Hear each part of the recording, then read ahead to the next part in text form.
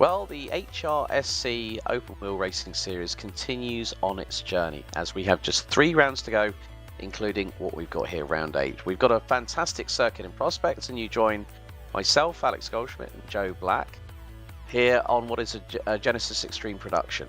So the journey so far has been fraught with crashes, incidents, but also people getting victorious over the course of the season so far. And Joe, Monza is one of those circuits that we all know and love, isn't it? It certainly is, and well, it's the older layout today, no chicane down the main straight, so well, it's going to be very high speed, very high stakes, and I think we might be seeing some drivers sending it maybe a little bit too hard. Yes, of course, we haven't got the current 3.6 mile or 5.793 kilometre layout, which has 11 corners, but let's give you a reminder of the calendar here at HRSC for the Open Wheel Racing Series.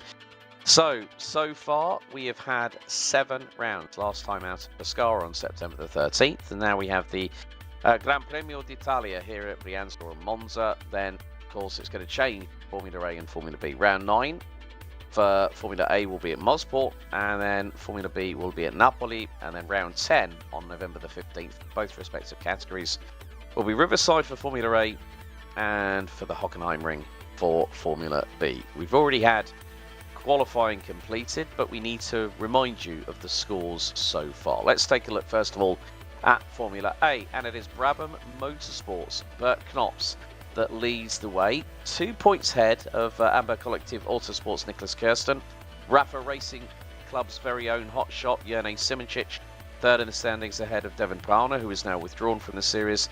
Kasper Schulze will be in for this round for the second of the Rafa Racing Club cars. He'll be in 5th in the standings ahead of Martin Beyer, Franek Godrecki, Danny Furman. Nicholas Hilbrand, who's looking to keep his car on track this weekend, rounds out the top 9, with Matt Wright completing the top 10. Then we go to the Teams Championship, and Brabham Motorsport have a 14-point advantage over Amber Collective, with Rafa Racing level on points, tied for second. Scuderia Favero on 33 points, a further 20 points adrift, with Amici Autosport Hooper, Ecurie Astralis, Baskerville Hobbyist Racing, Vulcan Racing, Automex, and Southern Speed Factory rounding out your top 10. Then we go to the Constructors, and it is Beagle that has a 10-point advantage with just 3 rounds remaining, ahead of Grabham, Scarini, Hooper, GBR, Eve, Yonder, and Britus. But Joe, tell us about what's happening over in Formula B here this week.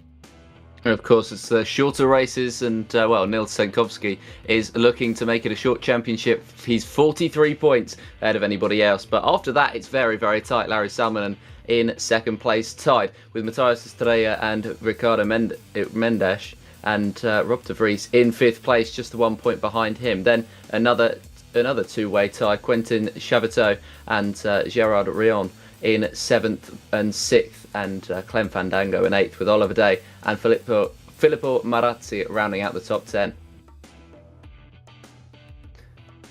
And then in the team standings, and it's Vilksport, of course, with Nils Senkovsky in the car on 63, Beaufield Engineering in 2nd place, and a 3-way tie for 3rd, which is a theme for the teams on 20. Kalakuran Autotor Elehatri in 3rd place, tied with Terramar and Magno Autosport, and then Akuri Edersfeld in 6th place. Syndicate Gentlemen, Akuri Francorchamps, Smile Power Racing and Scuderia Prealpina round out the top 10. So let's have a look at the track map. So 5 corners, 5.75 kilometres, so just a shade over 3.5 miles here in the King's National Park. Just a stone's throw from the fashion capital of the world of Milan. So the Brianza circuit will be what we'll be using today. There's going to be a race within a race. So for those wondering, Formula B and Formula A will be racing together on a standing start.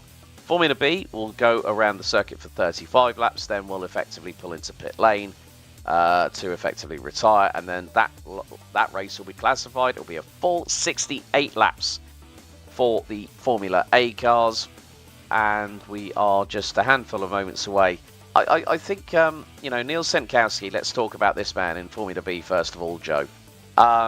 He has had out of the 7 rounds so far, including Pescara last time out, 5 victories. The man has just been absolutely unassailable.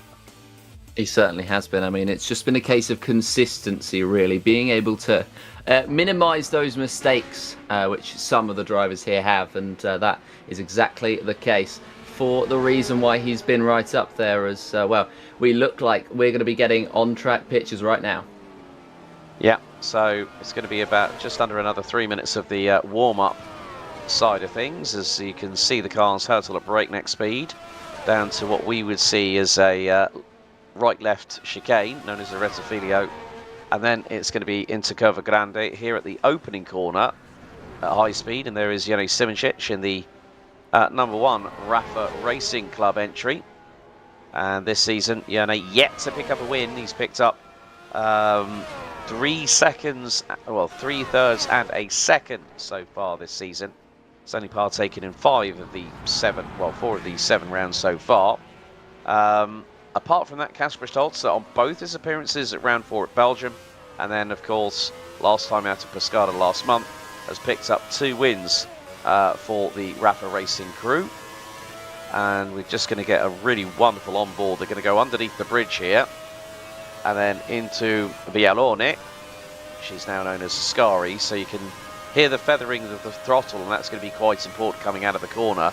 Don't want to go too wide or get 2 wheels on the grass, because that could put you into the catch fencing on the right hand side and pinball you over to the other side of the circuit, as flames shooting from the car in front. But this is a wonderful perspective here, Joe, just to give an understanding of the true speed of this circuit that these drivers are going to have to endure for 35 laps in Formula B and 68 laps in Formula A. Of course, it's considered the fastest circuit on the world for a reason, and that is with the modern chicane layout. There is no modern chicane here. It's just a straight run, as you can see here.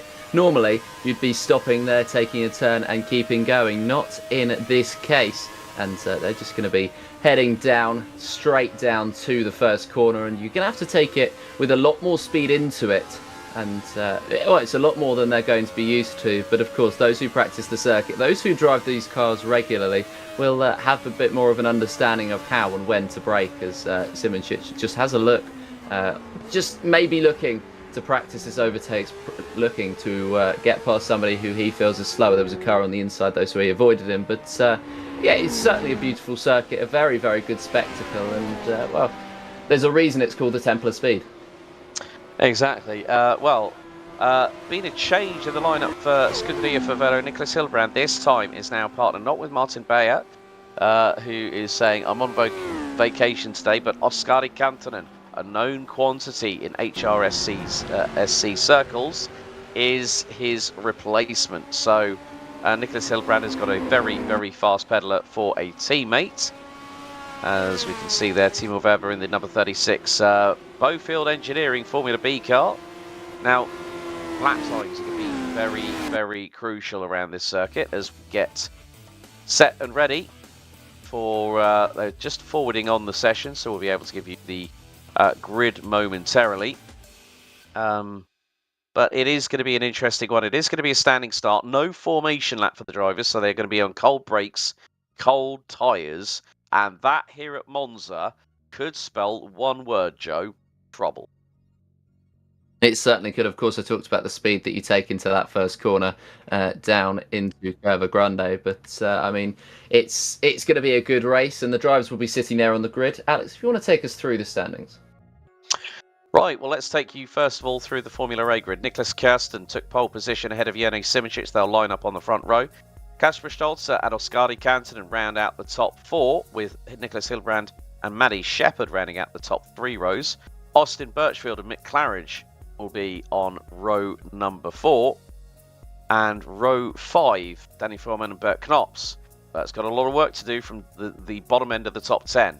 Darren Andrews and Reece Gardner round out the top 12 positions on the grid.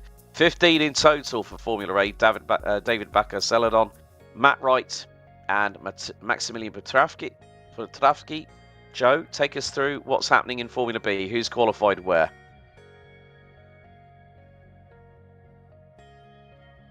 Yeah, of course, it's a mixed grid, but it's going to be Nils Senkovsky on that pole position in that standing. And, well, it's 21st place. Outside of the top 20, the first one will be Timo Weber and Steph Hermans alongside him. But the drivers are getting ready, and they're going to get underway.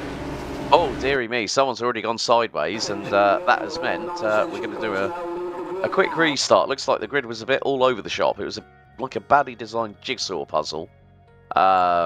So... On that particular occasion, yeah, Giovanni Santarami is going to start on pole for Formula B. Neil Senkowski, Gabriele Del Piccolo, Oliver Day, Filippo Manazzi, Timo Weber, Steph Hermans, Gerard Ryan, Quentin Chevelto, and Clem Fandango is going to be rounding out the grid. So we are just wait. Yeah, so there we go. So there it is, Giovanni Santarami, Neil Senkowski, et al.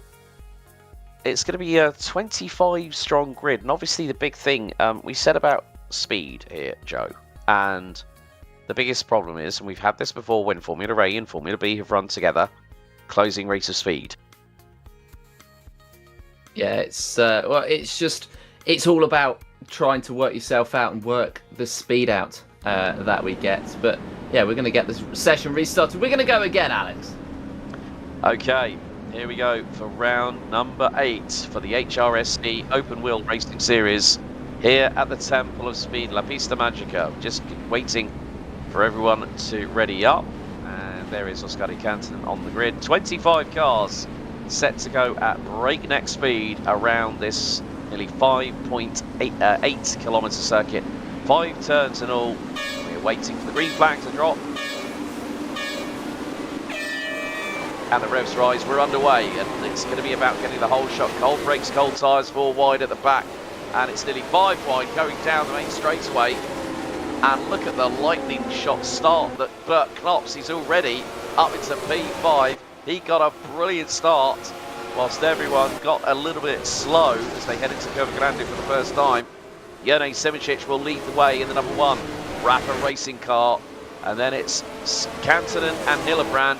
Knops right on the rear of the German in the number 6 car. And now it's into Della Roggia. Up towards the first of the 2 Lesmos. Breakneck speed, you've got to be hard on the brakes. Noses will duck down. But Knops has got Kasper Stolzer to his outside. Out of the first Lesmo into Lesmo number 2. And Jene Simicic has already canted away. He's got Kantanen right on his rear wheels and exhaust pipe. He's right up the tail of Simicic, and they have broken away from Hillebrand, who's leading the bottleneck behind. Yeah, they are. It's, I mean, it's a very close start. Of course, we almost had 5 wide at the start, and Nils Senkowski trying to go toe-for-toe for that 15th spot, which he's ended up going for. And well, Piccolo and Centorame momentarily side by side. Del Piccolo did have a little dip onto the grass, but they're going to continue through on this first lap of this circuit of the Autodromo Nazionale di Monza. And well, this is the battle for the lead of the Formula B. Centorame is going to get back up into that 15th place, and Del Piccolo and Day still remaining side by side for the positions in behind. They're going to head out to the final corner and down the main straight, and slipstream is really going to come into effect. Centorame leads at the moment this little scrap, but for how much longer, as well, pulling alongside is Centorame, and Senkowski, even Centorame's already been overtaken, and that's going to be the lead switched in Formula B at the end of this first lap, and well, that's the slipstream effect coming into play, as Centorame losing another position down to 18th spot. In the meantime, Oskari Kantanen has got through and broken the Jene Simicic roadblock in front, and has opened up a lead of 5.5 tenths of a second in Formula A. Kasper Stolzer, Niklas Hillebrand, Niklas Kirsten round out your top 5 of Centorame once again, trying to go for a move here through the first of the 2 Lesbos. One of the cars getting a little bit of a wiggle on, trying to apply the power, and that is not going to be easy. That is Nils Senkowski. But more to the point, Oskari Kantanen for Scuderia Favero has started to pull a lead over Jene Simicic as we are on this particular lap of the Grand Prix. As we said, Formula B will run for 35 laps. Formula A will run for the complete entire distance. Centorame trying to go into the slipstream once again of Del Piccolo. The battle really continuing. Kasper Stolzer trying to close in that gap, which is about 7/10 of a second to teammate from Rafa Racing Club, Jene Simicic, Nicholas Kirsten, trying to put the moves on Nicholas Hillebrand. And this could be an opportunity for the Amber Collective Autosport car to go up the inside of the number 06 from Scuderia Favero, and he's made the move before they've even hit the apex at Curva Grande. But look at Hillebrand still trying to keep the throttle pinned in. Austin Birchfield from the Southern Speed Factory is right with them. Bert Knops, who had that howitzer of a start earlier on, from 10th to what was P4, has now dropped down the order into 7th position. So at the moment, the Scuderia Favero of Oskari Kantanen is starting to pull a lead over Simicic, and that lead is now 7/10 of a second and climbing. The big thing here is that even though you might be pushing your way through the dirty air, Kantanen has got clear real estate, which means he can push that a little bit harder. Yeah, he has. I mean, there's no pressure on him from behind at the moment, but certainly not in front. He hasn't got to think about setting up an overtake, trying to force a mistake from the driver in front. That's exactly not what he has to do. And, well, speaking of trying to force a mistake from the driver in front, Nicholas Hillebrand is, well, currently trying to defend this 5th spot, and he's got Austin Birchfield for company right in behind him in 6th place with the Southern Speed Factory. Out of the final corner then, he ends up getting a better exit, and that allows himself to just try and follow through into the first corner and see if he can brake later. He'll want it done before the first corner so he can take the final one, as the first one even, as normal, as I believe we've got yellow flags at the back. Yellow's out at sector number 3. As Austin Birchfield trying to once again close in on Nicholas Hillebrand. He's going to use the side draft like Nicholas Kirsten did on the previous tour, and through he goes by the narrowest of margins. So that just goes to show how close this race is being. At the moment, Del Piccolo has dropped to P5 in Formula B, whereas Centename leads ahead of Sentkowski. Kasper Stolzer now getting into the slipstream of his Rafa Racing Club teammates, as Maddie Shepherd for the Vulcan Racing number 16 has set the fastest lap of the race, 1 minute 29.502. And she is Maddie's always been that unknown quantifiable in the Formula A category, but she does put on some sterling performances. I think Zandvoort was one of the standouts for me. Reference her. I mean, even though she didn't finish the race, but earlier on this season, I mean, she's had 3 4th place finishes. Can she go that little bit quicker here at Monza? At the moment, it doesn't seem to be the case, because what we will see very, very shortly is that maybe in about 4 to 5 laps time, could have that situation where the Formula A's are catching and passing the Formula B's, which means multi-class racing, folks. Yeah, multi-class racing. I'd argue the best type of racing. I don't think there's...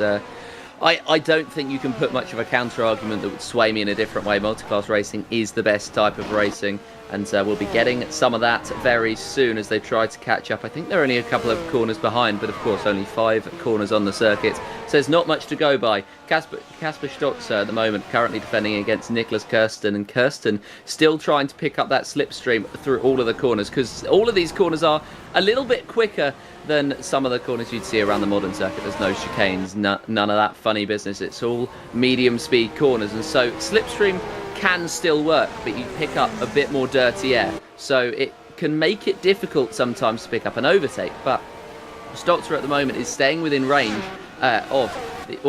Kirsten even is staying in range of Stotzer, the number 9 chasing the number 2, and it feels like there's going to be a move set up soon. They got as close as a 1/10 of a second down the main straight, and they're going to try and do that once again, but there's nothing in the way of getting fully close enough to pull alongside for Stotzer at the moment. He's doing well enough to remain within the slipstream, but then by the time they get to the corners, that's when he's struggling. That's when he's struggling with the grip on the exit. Speaking of that, though, he looks like he might be getting the exit, and well, he might be going for a move himself. Yeah, on teammate Jene Simicic, who always has been a very, very fast character when it comes to the R Factor 2 platform, and is now Stolzer going through into Curva Grande, 4th gear, 220 kilometers an hour. That's 145 mph. Now they're going to put on the power on the run through into Della Roggia, which effectively becomes a left-hand kink, and it's 280 kph down the gearbox into third at around about 80 miles an hour. So now it's apply the power again, up to about 190 kph, then through into Lesmo 2, then apply the power. And oh, bit of a wiggle there for Kasper Stolzer. Lost him a slight amount of time, maybe half a tenth or so behind teammate Jene Simicic, but they are keeping Oskari Kantonen very, very honest. And at the moment, well, Niels Senkowski has retaken Formula B race lead. He is now 3.5 tenths over the second ahead of Giovanni Centorame. Oliver Day for Smile Power Racing in the number 52 rounds out their top three. But this is a very, very hotly contested Formula A top three. And look how close Kasper Stolzer got to the back of his Rafa Racing Club teammate Jene Simicic. Knows that he's got to keep on pushing. He'll bring along Kasper Stolzer. But at the moment here, Joe, Oskari Kantonen is just literally going away into the distance. This lead for the majority of this race so far, as we are now on lap 7 out of 68, has been the best part of a second. It is, and that's why he was able to set the fastest lap on the last time round. Maybe they went hand in hand, but a 1:29.342 is now the quickest lap of all. Centorame getting through on Nils Senkowski and making that overtake, but he hasn't quite made it stick yet. Senkowski still keeping a nose in and still remaining alongside, making Centorame have to think about him into the final corner, and that is where he can get him back, because he feels as though he has to leave space. Of course he has to leave space, and well, he might be able, in that case, to set himself up for the exit. Oliver Day in the background hoping that one of them fluffs their lines, whether it's defending or overtaking, but at the moment nothing done as they head down the main straight for what will be the 7th time, and Senkowski pulls alongside once again. He has got the momentum out of the corner, the slipstream able to slingshot him through, and he's back into the lead. So this is a fierce fight. You talk about the fight nearing the top of the Formula A's. It's a fierce fight at the top of the Formula B's as well, and Senkowski snatches it right back. Yeah, they've got Oliver Day from Smart Power Racing hot on their heels, right on their coattails. So, as you said, no one needs to do any kind of blooper, so to speak, in this particular moment, because they are on the edge of their seats. And now Centorame looks for a move up the inside, through into the first Lesmo. Senkowski blocks, goes a little bit wide, tail end snaps out to the left. But riding on board with the rear view cam with Niels Senkowski for the Wilk Sport outfit in the number 55. And look at the closing race already coming out of Lesmo number 2 by Centorame. Now they go into Vialone. Centorame looking to the outside, trying to position the car as they go underneath the bridge into Vialone. And that, look, Oliver Day is now catching Centorame. He's right in the dirty air, and now here comes the draft fest out of the fight, out of the penultimate corner, and then it's the run down to Parabolica. This could be the opportunity for Oliver Day. If he plays his cards right, he might get a move on either one of them. But Centorame goes inside on Senkowski and will get the whole shot, possibly out of the final corner here at turn number 5.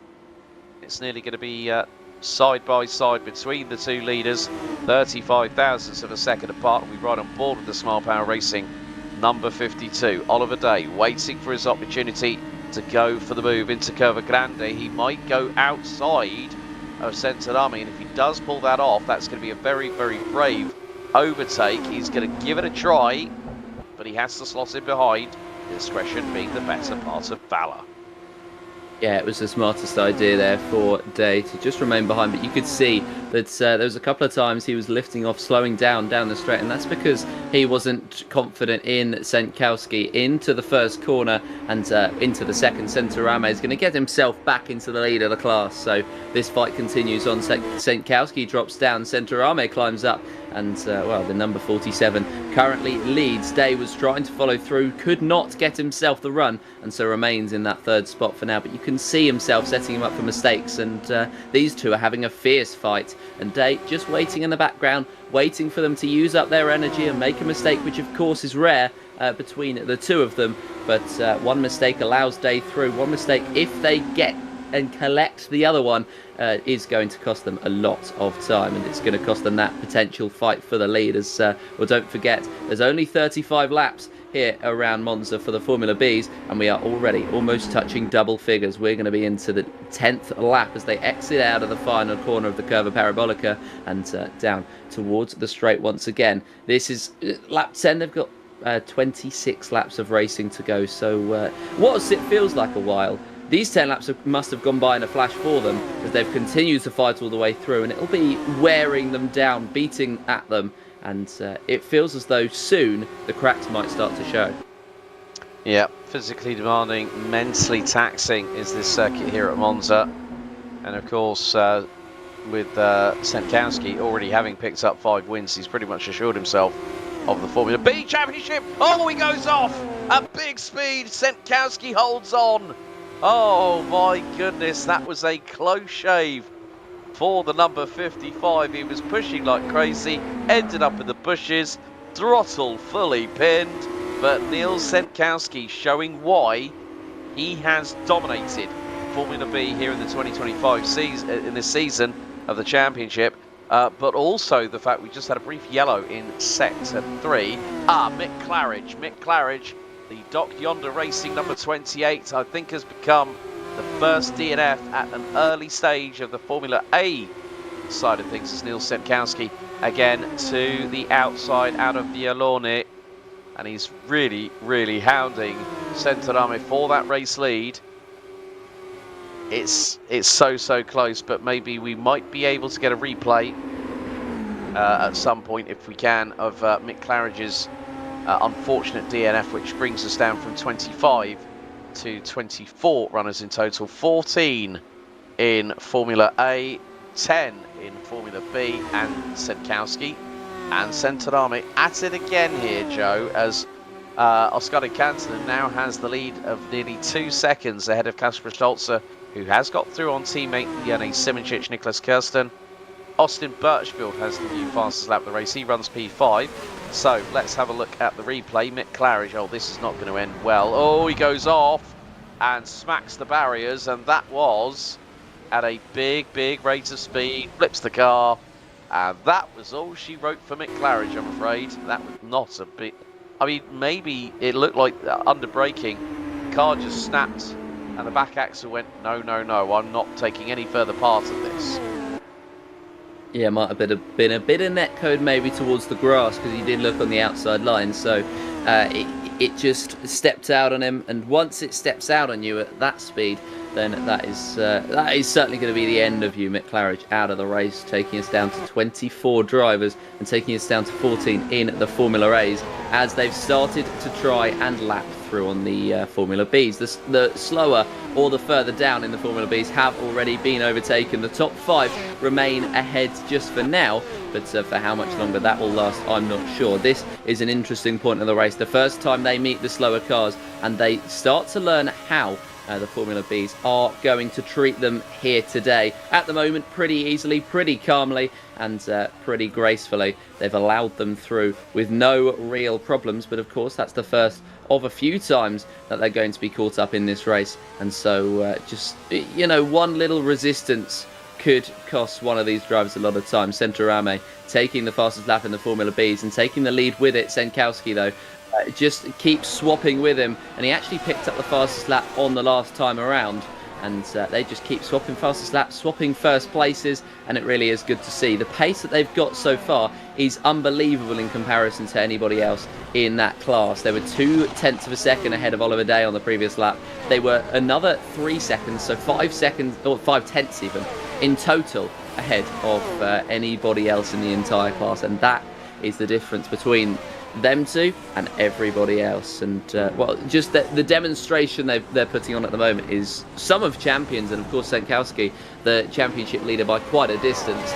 You're seeing why he's able to do that. Centorame able to match him so far in Monza, but of course Senkowski relentlessly successful. Centorame slightly less proven, and is this the chance where he proves himself, or is this an opportunity for maybe a mistake to come out later on? You try and keep up with the quickest, and maybe it's not your chance to fight. Yeah, so it is going to be the case now that all apart from the top 3 in Formula B have been lapped by the Formula A leaders. Niels Senkowski once again playing musical chairs with Giovanni Centorame in the Formula B lead. It's like to me, to you, to me, to you. It's like a tug of war all of a sudden as, Maddie Shepherd gets it a little bit crossed up and sideways. She is closing in on Nicholas Kirsten. Austin Birchfield just ahead, and Birchfield has the fastest lap of the race. Shepherd and Kirsten were going side by side for the briefest of moments, but Kirsten stays ahead and holds on to that 5th place at the moment, whereas Oskari Kantonen is being reeled in by the 2 Rafa Racing Club cars. So the gap was 2 seconds, it's now 1.5. So Kasper Stoltz seems to be the drive. Oh, bit of a mistake there from Nicholas Kirsten. 2 wheels on the grass by Maddie Shepherd as they now try and get through. That was on Oliver Day in the number 52 Smile Power Racing Formula B car. So now it's there's always that unwritten rule. If you are the faster car, you've got to make the move cleanly, and with the Formula Bs they will pretty much have to stay on the racing line. But at a circuit like this, it is about risk versus reward, and if the risk is worth it, the reward is well worth it thereby, as Maddie Shepherd goes into Bialoni to the outside. She's sideways going through the corner and might have the inside line on Nicholas Kirsten coming out of Bialoni. She's bump drafting him at the moment down the back stretch, and they're going to come up to some more cars in front, and that will include that is Central Army, and also mistake from Kirsten, and Maddie Shepherd gets through. Big moment there for Nicholas Kirsten. I think he got completely caught out and blindsided by the 2 Formula A class leaders in front. So that was Central Army and Senkowski, and now Kirsten has got to fight back as Maddie Shepherd in the Vulcan Racing number 16 takes 5th spot. Yeah, 5th spot has swapped, and Maddie Shepherd, the potential, the promise and the pace you talked about earlier on with her, looks to be coming to fruition as up to 5th place she goes. As another 2.5 up to Austin Birchfield, and then another 1.8 up to the fight for the podium. But with the pace showed so far, not too far out of the question, as Austin Birchfield, the car ahead, has the fastest lap. So if Shepherd's able to catch, then we know that she's got that little bit of pace in the tank. But it's not a fight that's quite over just yet. Nicholas Hilbrand and Nicholas Kirsten remaining in the range of Maddie Shepherd at this point, and I think they might be focusing at this point in time though on each other. Kirsten will feel as though he's going to be able to stay within range of Shepherd. Hildebrand will feel as though he's able to stay within range of Shepherd, but needs to get past Kirsten first. So it's a conflict of interest, I think, for the 2 Nicholases, and at the moment Hildebrand just chasing, trying to sit in that slipstream, not close enough for it to have that dramatic of an effect, but enough to pull him along and enough to give him some promise that he might be able to take the position out of the final corner. And certainly the exit that he will get will be absolutely vital. It's a good exit from Hildebrand, and they're going to head down towards the first corner at Curva Grande. It's a long run down the main straight. Is he going to be able to sit in that slipstream for long enough that it becomes a realistic opportunity for an overtake? He's sitting in it, but the straight line speed that he's got is not on the level of Kirsten. So it looks as though, at the moment at least, the Amber Collective Motorsport car holds on. Yeah. So the funny thing is that that was someone was definitely not finding the track limits there quite well. So it just goes, and again that is Maddie Shepherd once again just finding the limits of the circuit. Nicholas Hilbrand close to the wall through the first Lesmo. And again, with these old school cars, no ABS, no traction control, it's basically point it, hit the throttle and hope it sticks. As Giovanni Centinami and Neil Sikowski continue on their musical chair adventure for the race lead in Formula B. We're now on lap 15 out of 68, so 21 to go including this one. And these 2 are absolutely neck and neck heading into Cova Vialone. Centinami is going to get the outside line, which is going to be the inside for Parabolica. Can the Alfa Sud Squadra Corsa number 47 get past the number 55 of Vilksport? No, not quite. But they have both kept each other very, very honest. Centinami might go a little bit deep into the corner here at Parabolica. He's sideways, tail snaps out to the left as he applies the power. And once again, Giovanni Centinami retakes the lead in Formula B. Overall fastest lap of the race now set after 16 laps by Oscari Cantonen. Quentin Chavitor closing in on Filippo Marazzi in the Scuderia Pre-Alpina number 49. That is the battle for 5th in class. I have to say, Joe, in this early stage of the race, we really are seeing some great battles here. And look, there you see one car flying through the right between the middle of them. I think that was either Matt Wright or Reece Gardner from Ecurie Australis that got through. But these two are having a great battle over 6th. Yeah, there's some good battles going on the circuit at the moment, and this is just another one as Quentin Chavitor in that 6th spot. Looks like, or 6th spot in the Formula Bs even, looks like he's going to be trying to set up a move on Marazzi, and is he going to be able to pull alongside? He's managed to slingshot himself out the corner very well, but has he got the straight line speed? No, he does not. So he's going to try and use the slipstream to full effect, and this is where the setup comes into a bit of difference. And well, if you set yourself up for more straight line speed, then you're able to get an overtake. Of course, if you set yourself up for the cornering, then you're going to be a lot faster in those corners. You're going to set yourself up well for out of the exit, and you're not going to lose too much time down the straights if you're able to stay in the slipstream. It's a really, really big debate you have to have with yourself. And, well, this is going to be a debate that, well, Centuram is having with Sentkovsky. Sentkovsky leads the way. This is going to be the 18th lap of the race for them, or the 17th even, because they have been lapped, and Centurame just the 4/10 back, and trying to close right in, trying to pick that slipstream up, and seeing if he's able to get through on the main straight once again. But once again, the straight line speed not quite good enough. When you get into about 0.3 of a second behind, that is where the slipstream really kicks in and you feel the effects. And Centurame here is feeling the effects so far enough that he's able to get to the inside of Curva Grande and get through pretty much before the corner's even completed. So Centurame back into the lead of the class. Sentkovsky down to 2nd place, and well, they've just got to keep setting each other up again and again and again. Yep, as now we are seeing the 2 Rafa Racing Club teammates, Jere Simoncic and Kasper Stolzer, running in formation. Simoncic currently in P2, the gap down to Oscari Cantonen in the 07 Scuderia Favero that has been leading every single lap of this race. Has done a stellar job, 1.5 seconds, and still remember with the sports car side of HRSC, Oscari Cantonen, I think, nearly won a race in one of the lower powered classes rather than one of the higher powered classes overall. Was very, very close to doing so, but again, you put him in anything, that fin is absolutely one that will fly along with the greatest of ease.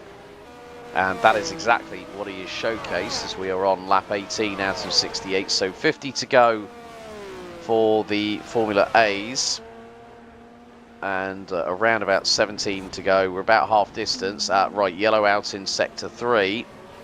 As Canton really flirting with the limits and beyond in the number 7 Scuderia Favero car. So another brief yellow out in sector 3. It just might be drivers going past track limits ever so slightly, but Cantonen now 1.9 seconds into Vialone. Goes the flying Finn in the number 7. And speeds I've been seeing 311 kilometers an hour, 313 set by Jere Simoncic and Niklas Kjærsten. But at the moment, more to the point, Oscari Cantonen and Oscari Cantonen doing exactly what he can to try and get through. Yeah, trying his best at the moment to, just try and fight his way through without losing too much time, and that's what he's done. 1.6 ahead of Simoncic in the end, so hasn't lost out too much time, has lost a little bit, and it's actually jumped up to 1.9 as Simoncic has similar issues himself. Stolzer is right behind the number 1 Rafa Racing Club car. It's number 1 and number 2 as we get a beautiful shot there of Martin Bayer heading through as what's happened. DNF, Danny Furman for Amici Autosport in the number 24 has DNF'd on lap 19 of 68. So with 50 laps to go, 2nd casualty, and that is in Formula A. Oscari Cantonen continuing to lead the way. There is the number 7 car as he goes through the 2nd Lesmo by the grandstand. It's going to be the long run down towards Vialone, but he is absolutely on a mission. Is this man underneath the bridge through into the sweeping left-hander with the tail end of the Scuderia Favero chucking itself out to the right-hand side. Okay, here is the replay. Old Danny Verman. This is coming up against back marker traffic. Oh, don't tell me he's going to absolutely... Oh, the engine blows. The engine blows on Danny Verman's car right in the view of Filippo Marazzi. Oh, my goodness. Danny Verman is going to have to park it. Car is ablaze. Second Formula A car out of the race. We did say about speed. We didn't talk about reliability. And that, Joe, has just shown you push your car that little bit too hard, don't upshift early enough, that engine will go and definitely blow its pistons out of the bottom end. Yeah, they do really struggle when they're really put under load like this, and they are very much put under load here at Monza. And that is just a typified version of it. Danny Vorman out of the race, and that's going to be disappointing for him. He'll feel as though it's through no fault of his own, but you do wear down your own engine. So at the end of the day, I think he'll have a think about that one, and he'll reflect on it heading into the next couple of rounds of the season. Nils Senkowski, by the way, still chasing in on Centurame and having to tuck in because of the car going through and lapping. Is Senkowski going to be able to actually get ahead of the centre of Centurame once again down the straight? He's not. He's just going to remain in behind. So a moment where you feel as though this battle might be changing just a bit. They might not be fighting tooth and nail anymore. They've settled into the race 20 laps into it for them 15 laps ago. They might just be trying to manage themselves now, make sure that they don't have a similar issue to Vorman, because that will scare quite a few of the field, I think. Yeah, Danny Verman coming off the back of his best result this season. Picked up P3 at Pescara last time out last month, so a real shame for the Amici Autosport Hooper entry. Was on 15 points, running at the top 8 in the Formula A standings coming into this second from last round. And there are still 2 more rounds to go. So, okay, we've got another replay coming up now. This is Kasper Stolzer. Well, what's happened to him? Because he's ended up going a bit wide. Oh, he's in the gravel. Kasper Stolzer makes a mistake. Now, who was that? Now, was Nicholas Kirsten behind him, I believe? And Kirsten gets through. So, Austin Birchfield now is in P3. Maddie Shepherd now 4th. So, an uncustomary mistake by Kasper Stolzer, who, on his last 2 appearances, both at rounds 4 and 7, so Spa-Francorchamps, the Grand Prix de Belgique and the Mediterranean Grand Prix at Pescara, picked up the wins in both races. So he's now got a bigger mountain to climb, but he's got to try and see if he can catch up to the likes of Kirsten, who is now 1.2 seconds up the road. And there you see Kirsten. Then also just in front of him, about half a second up the road, is Maddie Shepherd for the number 16 Vulcan Racing entry. So Maddie keeping herself on the black stuff, which is a good thing to see. We are not that far away of getting into the final 10 laps of Formula B. We're on lap 22, so lap 21 out of 35 for the Formula Bs, and Centurame now has got a slight advantage over Senkowski. The gap is about 0.3 of a second then closing. But once again, we see these wonderful machines flying at full velocity here in the King's National Park of Monza. And flame shooting from the exhausters. Maddie Shepherd goes down the gearbox. That's a wonderful thing to see from these period cars, as there's more overtakes happening there. You can see that actually not that far in front of Maddie Shepherd. About 1.5 seconds up the road is Austin Birchfield for the number 17 Southern Speed Factory entry. But now it is the battle between Oskar Kantonen and Jerne Sivancic. As I said, Sivancic has yet to win a race. Nicholas Kirsten took the opening win at the East London South African Grand Prix. That was our first round back in the first weekend of May of this year. Monaco That was won by Devin Palmer, and then also went on to win at Zandvoort for round number 3. Round 4, Kasper Stolzer. Right, so let's bring in Mick Claridge. Mick, that was a real shame for you in the number 28 Doc Yonder racing car. We saw the car literally snap to the left. What happened? Well, do you know what? The sims just run fine for 2 weeks. I've tried to get up to speed in the sim because I'm a complete R-Factor noob. I just don't know the sim at all. Anyway, it took me 2 weeks to get up to speed. Great help from Nico and the boys, with everything. And then we got to qualifying, and I'm starting to get these stutters, and I'm no, this happens all the time on iRacing for me, and I've fixed it. It took me ages to fix. I had 2 seasons of pain, and got it working, and then it just started doing it in R-Factor. I was like, oh God, what do I do? Anyway, just scraped through quali, and I was all right in the race until we got to I think it was Lesmo 2. There was a Ferrari behind me. I don't know who it was, but the screen froze. And then when it unfroze, the guy was in front of me. I was like, wow, I couldn't believe it. And then I think it was a couple of laps later, I had a big freeze just going into Curva Grand, and that was when I spun. And then after that, I just lost the plot, lost concentration really, and I didn't really want to carry on because I just thought I had damage anyway. The steering was cocked to the right or left or whatever. And then I had a bit of damage, so I didn't really fancy carrying on. I'm nothing to do with this championship or anything like that.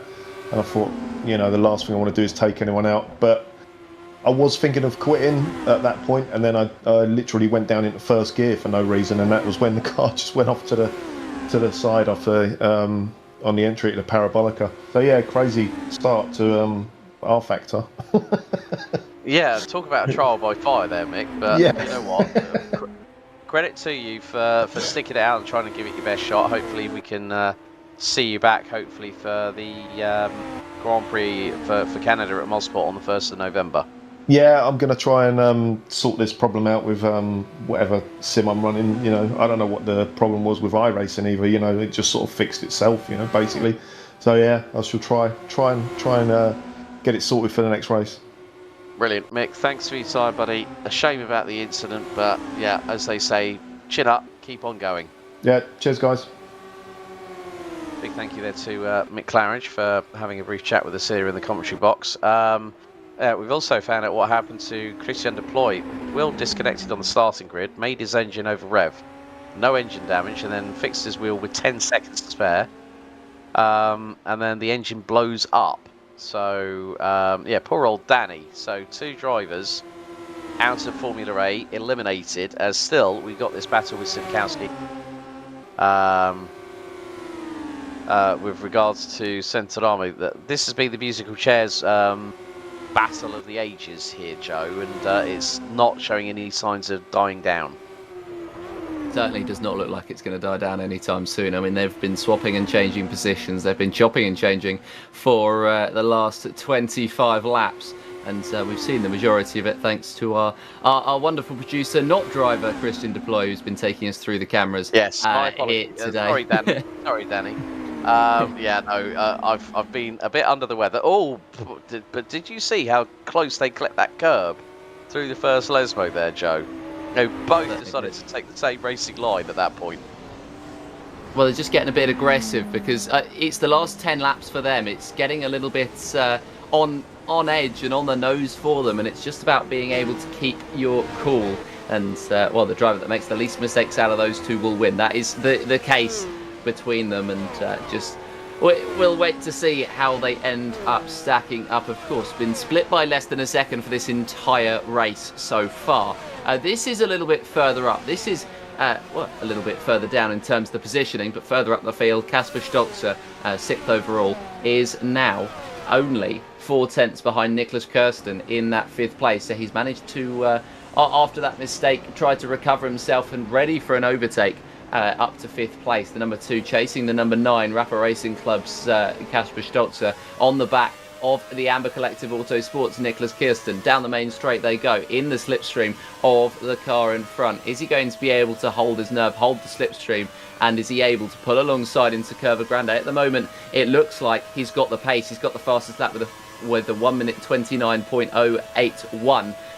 Nicholas Kirsten not too far off that pace, but at the moment he's holding firm, and Stolzer's trying to sense an opportunity. He's trying to build one up for himself, and it feels as though it's going to be a case of when, really, not if. Stolzer gets through on Kirsten. It's just about the manner in which he does it, the way in which he does it, and it might be an opportunity as they catch up to lap cars once again.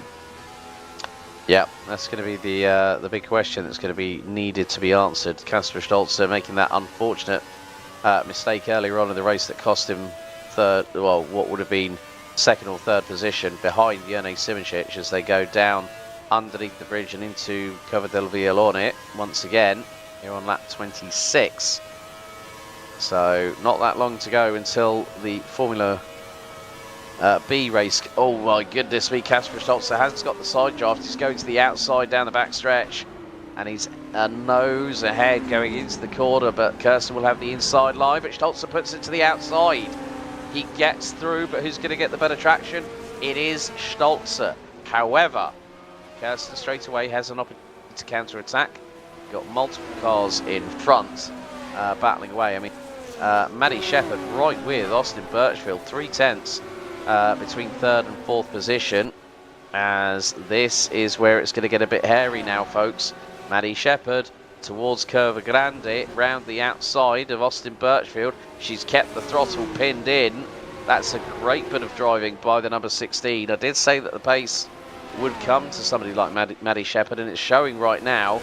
And Birchfield is having to fight tooth and nail through Della Roggia, now into the first of the two Lesmos, and Shepherd is ultra committed to keeping the number 17 Southern Speed factory car at under the frighteners, so to speak. And look, Shepherd has got the slipstream down into Del Vialone. Birchfield cuts across. Shepherd sends the dummy to the inside. It's going to be close, but Shepherd gets in front, and that is third place. Great job by Maddie Shepherd. Now up into P3 and starting to stretch a little advantage over Austin Birchfield. But as we have seen over the duration of the 27 laps, soon to be 28 laps completed, which will mean we'll have, I think, 8 to go in Formula B, because we'll actually make that probably another lap in addition to that, because now Sensorami and Semkowski are 2 laps down, so that'll be 9 to go for the Formula Bs. But that was a brilliant a bit of anticipation by Maddie Shepherd there, Joe, to get through on Austin Birchfield, and she made it work really well. Yeah, very much did. It was a very good move, and well, it's just a case of, you know, you called it. You said that Maddie Shepherd was very quick and that she was going to be able to make her way up the field. Whilst it has come as a result of, well, a couple of mistakes from cars further ahead, she's had to have the pace to be the one there to make the overtakes, and that's exactly what she's done at the moment. She might come under pressure later on in this race, though, by Kasper Stolzer, who's in that 5th spot, but is trying to chase down at the moment Austin Birchfield for 4th place. He's very quick. He's proven that over the last couple of laps, where he has gone quicker than anyone else in the field, and he has quite literally gone quicker the last time around than anybody else. It was 1:29.116 that he set last time. Jone Simoncic was the second quickest the last turn around with a 1:29.144, and well, Austin Birchfield must feel under a lot of pressure here as Stolzer just gains and gains and gains. He does it out of pretty much every single corner and down the straights as well. This is an opportunity that he's going to be waiting for, as Austin Birchfield is searching for an opportunity on Maddie Shepherd himself, hoping to put a car in between himself and Stolzer and get back up onto the podium positions. As you can see in the top right corner of your screens, the battle for the lead in the Formula B class rages on. Birchfield chases in behind, but is still unable to catch right up, and well, the main straight continues on with no overtakes made, but 2 fights that are very much brewing. Yeah, 8 laps to go for the Formula B cars until their race is done and dusted. Meantime, this is Filippo Marazzi versus Quentin Chavito. So that's the Scuderia Prealpina number 49 against the number 50 Syndicate Gentleman entry. And Chavito trying to get a little bit of slipstream into Parabolica. They've got one of the Curie Australis cars. I mean, it's been a very, very unbusy race for Matt Wright and Reece Gardner. Reece normally end up interviewing mid-race because of the amount of times that he has dramas. And that Curie Australis car is going to split the pair of them. Timo Weber, oh, nearly making it 3 abreast. That could have been very, very close there at the tail end of the Formula B field. I think that is Weber, and I think that's Gerard Rion and Steph Hermans in front. So these drivers are still battling away as that's Skadi Kantonen circumnavigating his way around the outside of them as Yannick Simicic continues to give chase. New fast as that, we've got into the 128s for the first time in this race, courtesy of Austin Birchfield. 128.864. But Centerame really having to try and see what he can do to get past Sienkowski again. Looks like they've got, I think there's Bert Knops not too far behind them, who's managed to get through. I mean, when you're seeing speeds of 270 kilometers an hour in Formula B and then a differential of over 40 kph, 313, I've seen 314 recorded by Kasper Stolzer in the number 2 Rafa Racing Club car. So the closing rate of speed, that is basically the best part of over 20 plus miles an hour differential of how the Formula A and the Formula B cars are in a straight line. And look at the gaggle going to Vialoni. Birchfield right on the tail of Shepherd. He's trying to reassert his possession on that 3rd place, but the number 16 Vulcan Racing entry of Shepherd has got to go a little bit on the defensive side here into Parabolica. Meantime, Kasper Stolzer has got Birchfield and Shepherd right in front. It's a 3-horse race for P3. Stolzer now makes it 2's company to 3's a crowd, and Shepherd still holding on to that 3rd place head of Birchfield, who's being reeled in hook, line and sinker by Stolzer.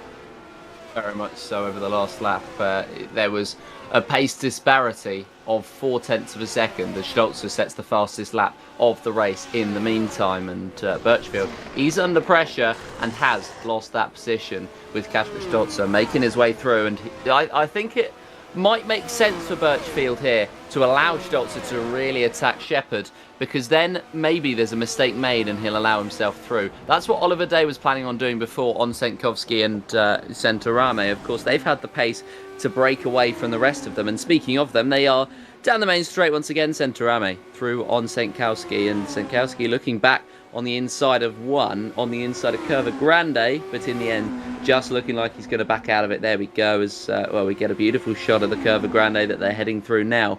They remain in formation 1 and 2, and it feels like Curva Parabolica has really become the overtaking opportunity for these two drivers. But if they get another opportunity at some point in the circuit, they're going to take it with both hands. They're going to really grab it, especially as we're heading into the latter stages of this race now.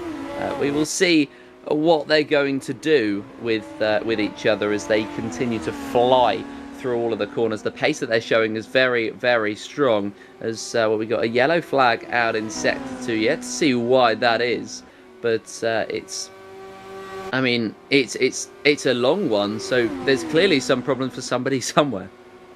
Steph Hermans, I'm afraid, has just DNF'd in the number 33 Buckeye Racing Dynamics entry. First Formula B casualty. Oh, and there was someone pointing in the wrong direction, pointing towards the inside of the back straightaway. So Steph Hermans has DNF. We've got another yellow out in sector 2. Oh, Timo Weber. That will probably be the reason why we got the yellow out in sector 2. The number 36 Bowfield Engineering entry in Formula B looked to be the one that was pointing to the inside of the circuit. So these drivers now have 5 laps to go, and the rate of speed, the pace that these two have been setting, means that there is an 18.8 second differential between P2 and P3 in Formula B. So Centorame, as you rightly said, Joe, looking to prove himself in Centorame. His best effort was a 4th at the Nürburgring at round 6. So let's have a look at the replay. This will to do with Steph Hermans, and this is going to be going through into Vialone. Oh no! Oh, the flip and a spin, and Timo Weber has gone out. Oh dear! So Timo Weber was the spin. It was the fidget spinner coming out of Vialone, and Steph Hermans flipped it. So that's two Formula. So that's a 50-50 strike rate for Formula B and Formula A retirements. So we're down to 21 runners and riders. So 4 laps to go after this for Centorame and for Senkowski for the checkered flag. For, well, the race to win here in Formula B. As you rightly said, Joe, it's just the pace that they've had has been absolutely spellbinding here at Monza. It certainly has. I mean, especially relative to the rest of the field, these two have been very, very strong, Cantonen and Centorame, to the 2 class leaders. But that may change very soon as they head down the straight again. And, well, it looks like Centorame is going to have the edge on the straight line speed. He does every single lap, and then Senkowski just gets under the wing under the engine of the car in front and just gets the opportunity to get close. Stays behind on this lap. And so just remains fighting with him. I believe that's going to be very, very close between themselves and Timo Weber, who came out of the pit lane. Centorame's lost a lot of time, and Weber might have just cost Centorame the lead. Yeah, and Centorame sideways, and that has now given Niels Senkowski a half-second advantage. So, well, Timo Weber has actually rejoined. So good to have him back on the field. I think it might have been Clem Van Dango that they were catching, because the let's not forget the Formula B cars have been lapping some of the compatriots in the same class. But now Niels Senkowski with effectively what is going to be 3 laps to go here at this 5.75 kilometre 5-turn circuit. He's stretching that little bit of an advantage, but Centorame, as you said, has had that top speed advantage. Centorame's fastest top speed recorded 269 kilometres an hour. Senkowski 270. Fastest car overall in Formula B has been Smart Power Racing's number 52, Oliver Day. So this is going to be a crucial one. 3 laps to go in Formula B before what they will do is that they will finish their race after 35 laps, and then they will park for the oval and then retire the car. So obviously the banking that you guys and girls see on your screens. Here we go, Centorame to the inside at Curva Grande. Once again, that speed of that car really proving to be working in spades into Della Roggia. Once again, Centorame to the outside, might get the whole shot for breaking into the first of the 2 Lesmos. He keeps it to the inside. Senkowski is going to be edged out ever so slightly. Retake of the race lead by Giovanni Centorame. Our pole sitter here for round 8 of the season. And still, the war carries on. Let's have a look at the another HRSC replay. Now, this is going to be... Oh, Maddie Shepherd. Now, what has happened? So, Kasper Stolzer has gone to the inside. And Maddie's turned in. Is she going to do a Kasper Stolzer? Yes, she is. And that is through Parabolica, through the gravel, through the grass, and that has dropped her behind Austin Birchfield and Nicholas Kirsten, who now are battling for 4th and 5th respectively. Yes, they continue fighting, and it feels as though this little gaggle of cars could be in any interchangeable order for that for the 2nd, 3rd spot, maybe the 3rd spot now, because Stolzer has been gapped by Simončić for that 2nd place. But feels like they've really been scrapping for the last 35 laps. And well, speaking of 35 laps, these two are only going to have a few more left, so they are 2 laps back, so they have 2 more laps of racing to go. And Centorame and Senkowski are going to be... This is going to be the peak point in this race where the overtakes need to be made. Maybe not on this lap, but the next lap, the one after, something along those lines. It needs to very much be done. And I would not be surprised, genuinely, I would not be surprised if they end up side by side, if we end up with a photo finish for the lead of this class, because that is just the way that they've been so equal all race long. That's the way they've been toying with us the entire time. And, well, with just a couple of laps to go, yeah, ultimately, would not be surprised at all. Senkowski in behind Centorami. Yeah, looks like we are going to be going on to the last lap for the Formula Bs very, very shortly. And Senkowski, I think, might be trying to do something special, which is line up Centorami for a move coming out of Parabolica on the final corner of the final lap of the race. You can hear the engines pushing like crazy. 256, 257, 260 kilometers an hour. Now into Parabolica, down into second gear. Now start to accelerate, modulate the throttle. And Senkowski, the throttle application wasn't linear on that particular occasion, so now he's going to have to go for it. So one more lap for Formula B. Senkowski versus Centorami here on the final lap of the Formula B adventure here at Monza. And Senkowski right in the wheel tracks of Centorami as they hurtle at breakneck speed into Curva Grande for the final time. And Senkowski absolutely pushing. You can see the back end stepping out to the left hand side in the Volkswagen number 55, running on board with Centorami in the Alfa Sud Squadra Corsa number 47. This has been the battle all race long for Formula B in terms of the victory.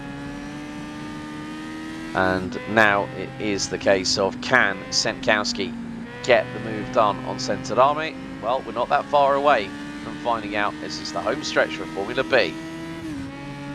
It's right at the end of the race. There's only one more corner to go. That corner being Parabolica. They're going to head under the bridge, right back up. There'll be a little bit of a bump. And, well, we will be seeing who's going to take the victory in this very shortly. Getting through on the lap car, Senkowski in at the slipstream under the tuck of Centorami and trying to get through. Is he going to make a move into Parabolica? Is he going to wait, set himself up out of it and down towards the line? It is all going to be down to Neil Senkowski now. Giovanni Centorami has done everything he can to try and win this race, and Senkowski just the 3/10 back. He's going to chase him. He's going to be right in the wheel tracks, but I don't think he's going to be quite close enough. I don't think the slipstream is going to kick in until later down this straight, and it looks like it's going to go the way of Giovanni Centorami here in the Formula B class, and well, that's a very thoroughly deserved victory.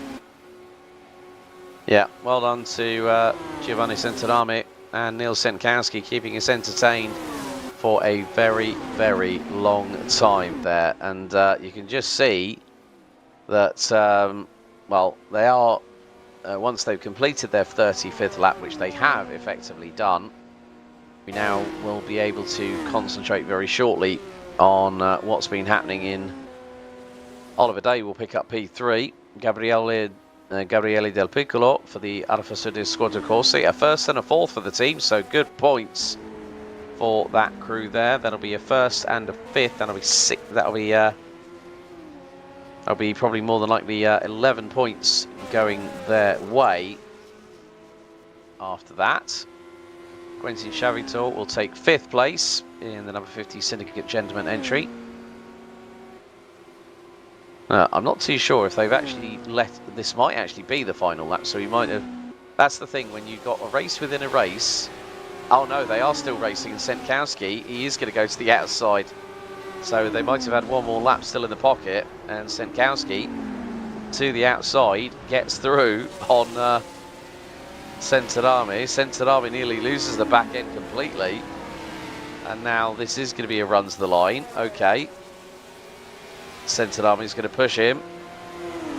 Senkowski, will he take out what will be his win in the season?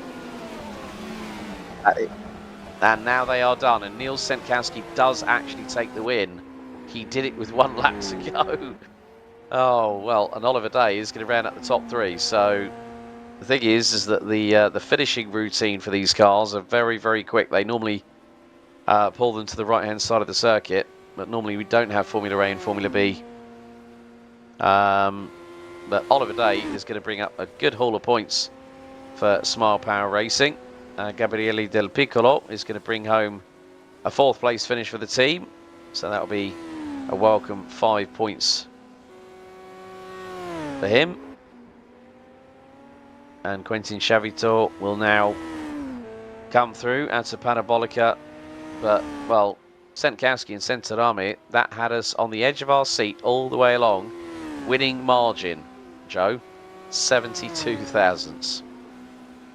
Well, yeah, it feels as though, like, the end of that last race wasn't good enough. We decided to do it again, and Senkowski ended up with that victory there. And it felt as though they were fighting, and it was an anticlimactic end. So they went, okay, fine, we'll do one more lap, and we're gonna this time try and, make it even closer, make it as close as we can. Throwback to Barrichello and Schumacher at Austria 2000 and 2001 would it have been, where they ended up they finished. I don't know what the finishing swap was, what it was. Michael being given the being told that he would win the race, and then he shoved Rubens onto the top step of the podium. I remember that one. But yeah, I mean, now we concentrate on what will be going on with Formula A, because, Austin Birchfield has just dropped it. He did say about physically and mentally taxing here at Monza. Austin Birchfield, I'm not too sure if he's sustained any damage on that car, but we have had a yellow out in Sector 1. We are just waiting for the remainder of the drivers that have completed in Formula B.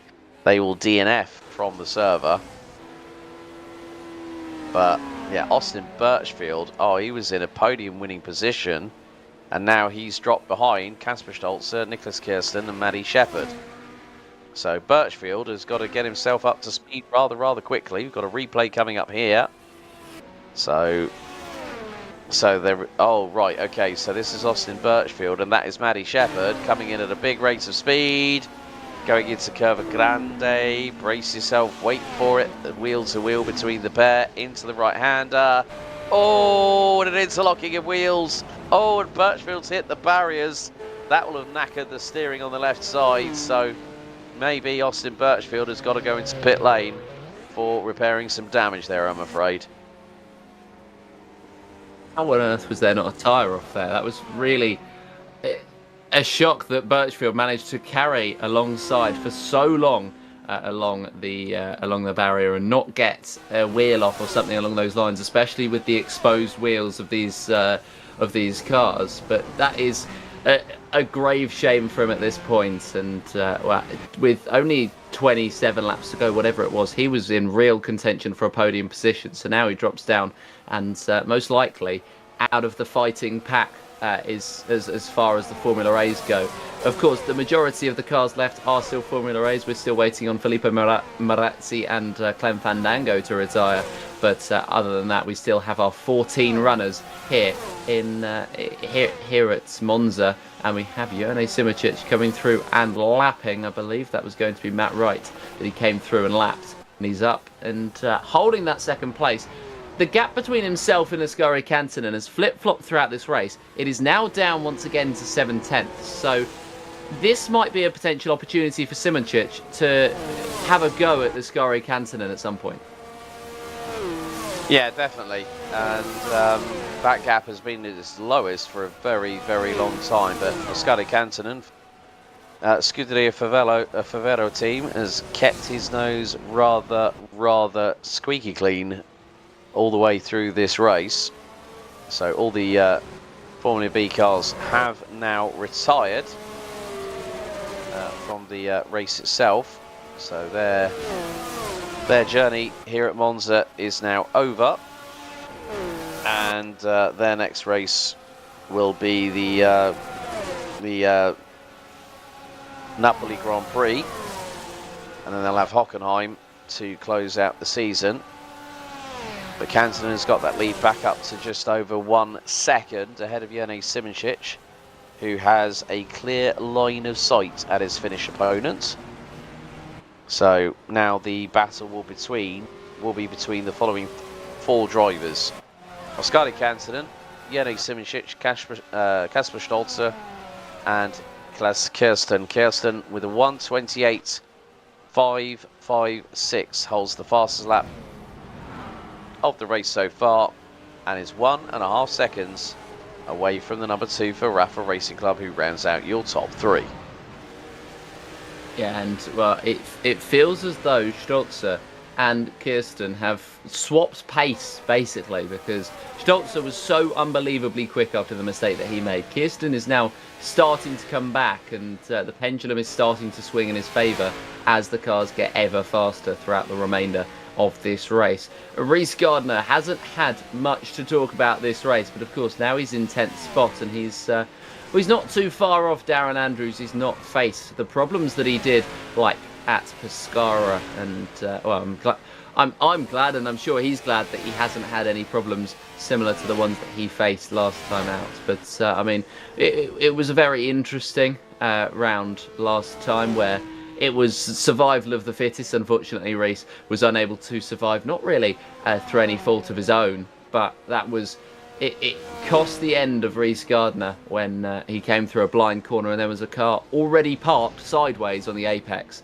And so there was really not much he could have done about it, especially at the speeds you take through there. But of course, this circuit is quicker, and whilst you get more of an opportunity to have a look, this is a street. This isn't a street circuit. This is more of a traditional circuit, while Pescara is more of a street circuit. There's a little bit of a difference in racing between the two. Of course, traditional circuit is a very different. It's a very loaded word. The racing would have started at circuits around streets and then developed into circuits like the Autodromo Nazionale di Monza, but it feels as though this is the more traditional racing we're used to seeing. It was a great throwback last time to see them racing on literal streets with houses on the side, but it's to go from that to the Temple of Speed, one of the most iconic, if not the most iconic circuit in the world. It's a culture shift, and the drivers have had to adapt, and in fairness, have adapted pretty well. Yeah, third oldest purpose-built motorsport facility behind Brooklands and also Indianapolis Motor Speedway. So it still continues to excite even in this modern era of racing. But Jene Simoncic, with, 14 laps remaining on the counter, is getting closer and closer. He's just gone purple in sector 1, so maybe he's just been given the hurry up and saying, right, Jene, if you want this win, you've not picked a one up so far this season in the open wheel racing series, now is the time to go for it. And he's just done a 30.4. We could be looking at a new overall fastest lap of the race from Jene Simoncic. It was being held by Nicholas Kirsten. Oh, Oskari Kantonen sideways, yellow out in sector 3.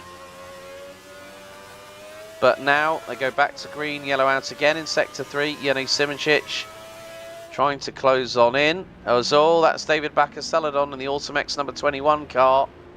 He's had a bit of a drama in his own right, and that is not exactly how you want to go around Monza. And that could, now he's not pulling into pit lane, is the number 21, but Jene Simoncic, despite not having purples across the board, has just done a howitzer of a fastest lap. It was 1:28.566 by Nicholas Kirsten. Jene Simoncic now 6/10 behind Oskari Kantonen, put in a 1:28.403. It's now game on with 23 laps left here at the Temple of Speed, La Pista Magica, whatever you want to call it. Monza is going to provide a fantastic end to this race. Certainly is. We're going to get a replay here, and we'll get a replay of what happened to David Bakker-Celadon, and he just dropped the rear, potentially shifting at the wrong time, and that was, well, I'm sure he's glad that there was none of the modern safety barriers there, because he would have gone slamming straight into that. Instead, he just rose onto a hill and was able to climb back down off of it and continue on. No damage, I don't think, on the car, unless it's suspension. But he was able to get going once again, of course, trying to stay off the circuit, avoid everybody that's coming through the corner and wouldn't be able to see him. But yeah, just dropping the rear at the end of it, and that is not ideal. As the fuel tanks come down, as the cars get lighter, you are going to be seeing faster lap times on Austin Birchfield with the fastest lap of the race, trying to climb back. He's overtaken one car, but of course that one car is Celadon, who had those problems. And now he sets his sights on Maximilian Petravki, who is 55.8 seconds off Rhys Gardner, but only 15.6 ahead of the man who's just set the fastest lap with 2 purple sectors. Yeah, so 1:28.311 for Austin Birchfield. So how far can he push himself up the order? That's the big question here, because he's got a big gap between himself and Maximilian Petrovsky. Then there's a nearly 60-second gap between Petrovsky and Gardner. And then, yeah, I mean, if he manages to get Petrovsky by the end of the race, I think that's achievable. But you never know. There's a Scotty Kantonen, and there, look, right in the back of shot is Jerne Simic, gunning for his first win of the Open Wheel Racing Series here on HRSC. And the Scuderia Favero for the number 7, the Flying Finn, facing Martin Bayer this week here, as Martin is currently on holiday. Hopefully you've got a cold beverage of your choice in hand, Martin, whilst you're watching along. A big thank you to everyone that has been... Martin Bayer says, yeah, Pescara is more of a rally. Yes, I agree, but Yeatsville, it definitely truly is.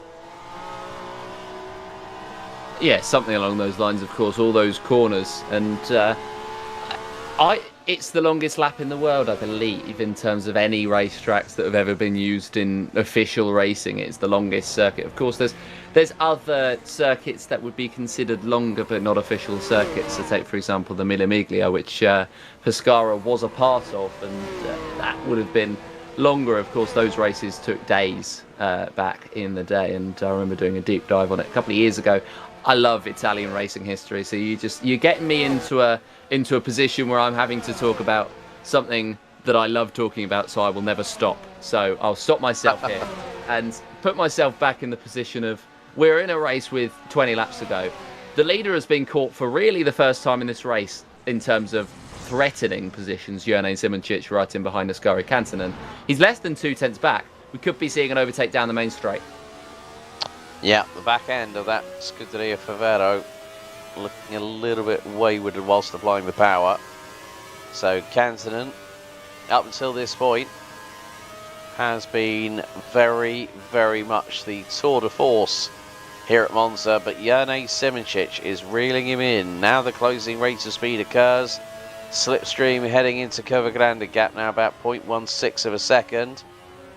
Little dab of brake, little modulation of throttle. You can see that Jerne Simoncic looks that little bit more composed.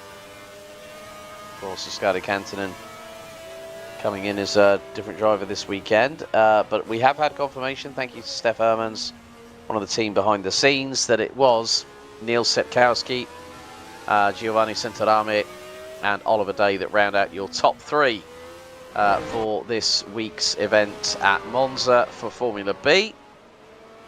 So Neil Setkowski pretty much has already taken the title when he had that big advantage coming into this round. I mean, effectively with the win, he secured the championship. And now it is the case of Simoncic versus Kantonen. Here we go. Down the back straight away. The Rafa Racing Club number 1 to the outside in the Parabolica. Lock up of brakes by Ascari Kantonen. Is he going to run that little bit wide? He just about hangs on and blocks off Jerne Simoncic, who will be hard on that throttle. Coming out of Parabolica, Ascari Kantonen got 1 get-out-of-jail-free card, but I don't think how many he's got left in his pocket are going to be enough to keep this man at bay. Yeah, Simoncic with the momentum with 20 laps to go has a lot of opportunity, a lot of scope to make this overtake here.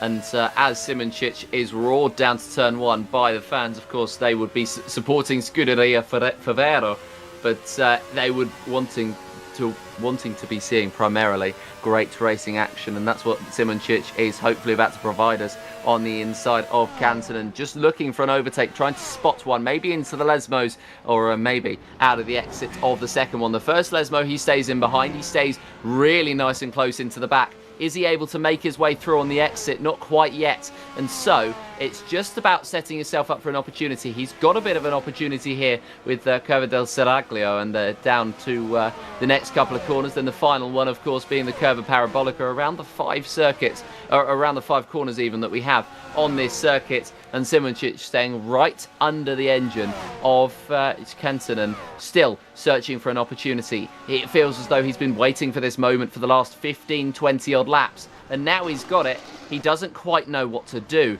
It's one of those things where you wait so long to receive something that when you get it, you don't really know what to do with it. And Simoncic is having that moment right here where he knows he wanted to catch up to Kansanen. He's been wanting to catch up to Kansanen. And now his opportunity has come. He's sort of just trying to take it in, trying to set himself up, trying to process the fact that now it's not the fight for P2, maybe for P1.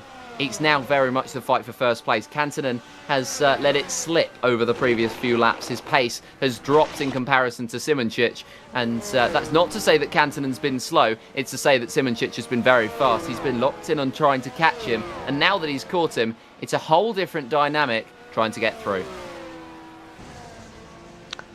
So coming down to under 20 laps remaining, Jene Simoncic trying to put the frighteners on Ascari Kansanen as they go through the first of the 2 Lesmos now into Lesmo number 2.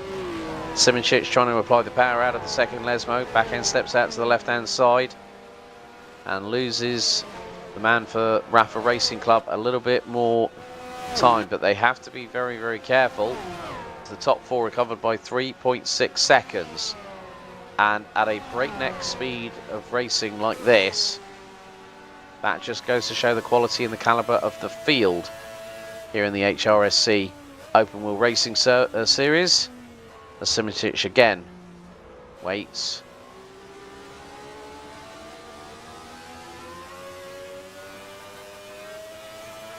Yeah, it could be.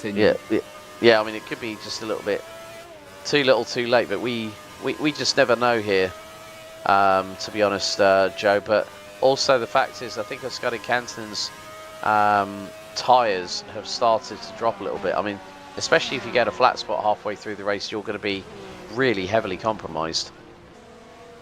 Yeah, very much so. And well, he's been fighting a flat spot on his tyre, so that might explain the pace deficit. He's got a huge chunk of dirt thrown up by the car in front, who is just trying to make it through without getting in the way of these two too much, but is not being particularly successful at the moment and might well hold up Kansanen. This might make it very interesting as Simoncic is able to follow through, able to put the pressure right on the back of Kansanen and out of the next corner. They've managed to make it through in the end. Kansanen still holds that lead, but Simoncic has the momentum. He has that the mental authority over the car in front, the car in the lead of the race, the car that has dominated this one for so very long. Ever since lap number 1, Ascari Kansanen has led, and it is coming under threat on lap 51. A whole lot of time later, and well, they just remain in position for the time being, but Simoncic is very, very much right all over the back, and this is a moment where this fight is being controlled by Simoncic. It's not by the car in the lead, Kansanen, anymore. Simoncic decides when he goes, when Kansanen tries to defend. It is all in the hands of the number 1 Rafa Racing Club car. Yeah. And as we proceed at breakneck speed once again, thank you so much to everyone that's been involved in the chat live on the Genisus Extreme YouTube channel, where you'll be able to catch all the racing action for HRSC for the remaining 2 rounds. So, of course, for the schedule itself for Formula A, it will be Mosport for 90 laps on the 1st of November, and then Riverside for the US Grand Prix, 65 laps on the 22nd of November. The Gran Premio di Napoli, 60 laps of the Napoli circuit for Formula B on the 1st of November. And then the Der Große Preis von Heidelberg, the 30-lap encounter at the old school Hockenheim Ring, will close out the Formula B season on the 22nd of November. The gap has not strayed any higher than about 3.5 tenths of a second, but Jene Simoncic once again is getting that speed, and now Kasper Stolzer is starting to close on in. And with the fact that Nicholas Kirsten has just taken back the fastest lap of the race, 1:28.286, this could be a quartet of drivers able to go for the W here at in the Lombardy region of Italy. And this is just the case of, can Simoncic find a way past Kantonen, or can Stolzer make it strength in numbers? And then maybe if the pair of the Rafa Racing Club cars get through on the race leader, and you can hear the exhaust backfiring as they go through Curva Grande, go down into third, fourth gear, then start to accelerate again. The unburnt fuel shooting at the flames, and here goes Simoncic. He is going to give it a try through at Della Roggia into the first of the two Lesmos, and with this lap being included, 15 to go until the checkered, and now Simoncic look, the gap has come down significantly. It was 1.3 seconds between Stolzer in third and Simoncic in second. Now the top three covered by 9.5 tenths of a second. 15 laps to go after this. Yeah, 15 laps to go and all yet to be decided. These two are, well, they're becoming the new fight for the lead, aren't they? I mean, once we saw the end of the Formula B race, and, well, we thought that might be the end of the fighting for the lead, Centorame and Senkowski, providing us so much drama.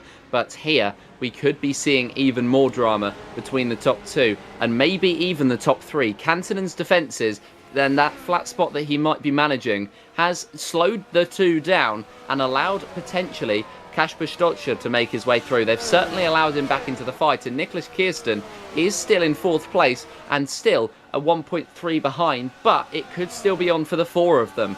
And Simoncic now pulls to the outside line. This might be the opportunity that he's been waiting for, but it goes begging once again. Kantonen breaks later. That could open the door for Stolzer to come through, or for Simoncic to get through on the exit. They remain locked in battle and side by side as we get a beautiful onboard of Stolzer in number 2 Rafa Racing car, as there's just a little bit of a tap onto the grass from Simoncic. It's not going to prevent him at all from still going for that move, and he is going to be able to complete it. That is a move that he set up over the last few corners. It's a very well made move, and he's opened the door for his teammate to come through. Stolzer has not taken it for the time being, but Kantonen very much looking behind rather than forward.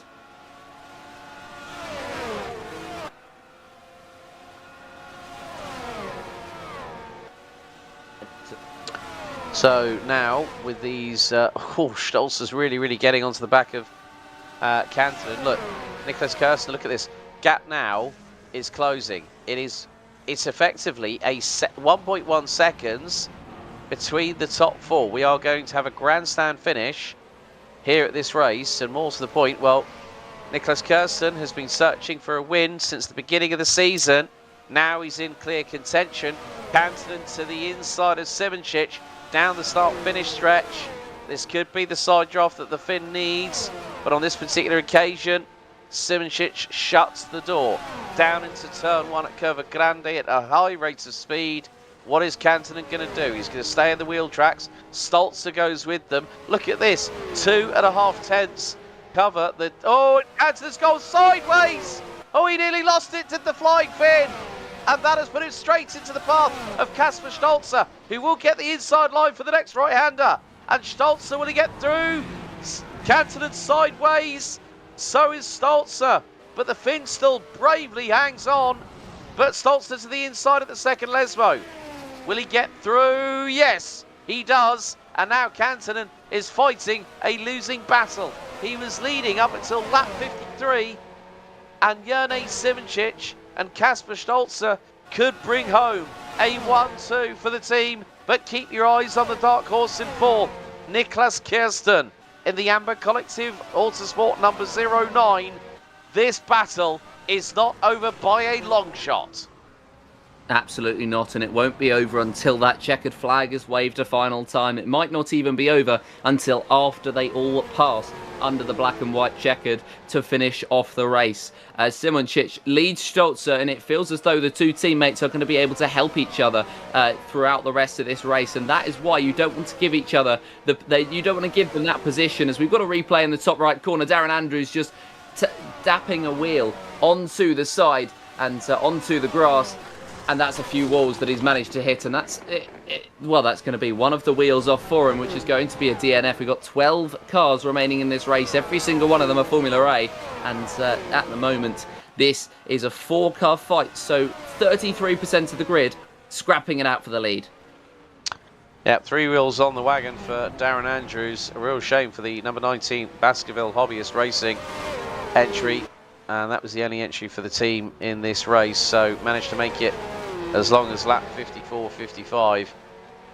So again, this battle royale at the front end of the field is not over. Because even though with a flat spot that he's struggling with, Oskari Kantonen is still within a shot of winning this race. Kasper Stolzer has won 2 races this season, but his teammate hasn't won any. So could Jene Simoncic finally break the duck that has been, hovering on his back all the way through this season? As I said, he's had a 2nd and 3 third-place finishes, and now does have a chance of holding on. But now this is where the battle, the Formula A game of checkers with 11 laps to go, starts right here, right now, with Stolzer closing in on Simoncic. Can Stolzer go for his 3rd win of the season? He is pushing Simoncic along. There are no team orders, but look how close Kantonen is. He's right with them. It's half a second. Oh, 2nd and 3rd both go off at the same time.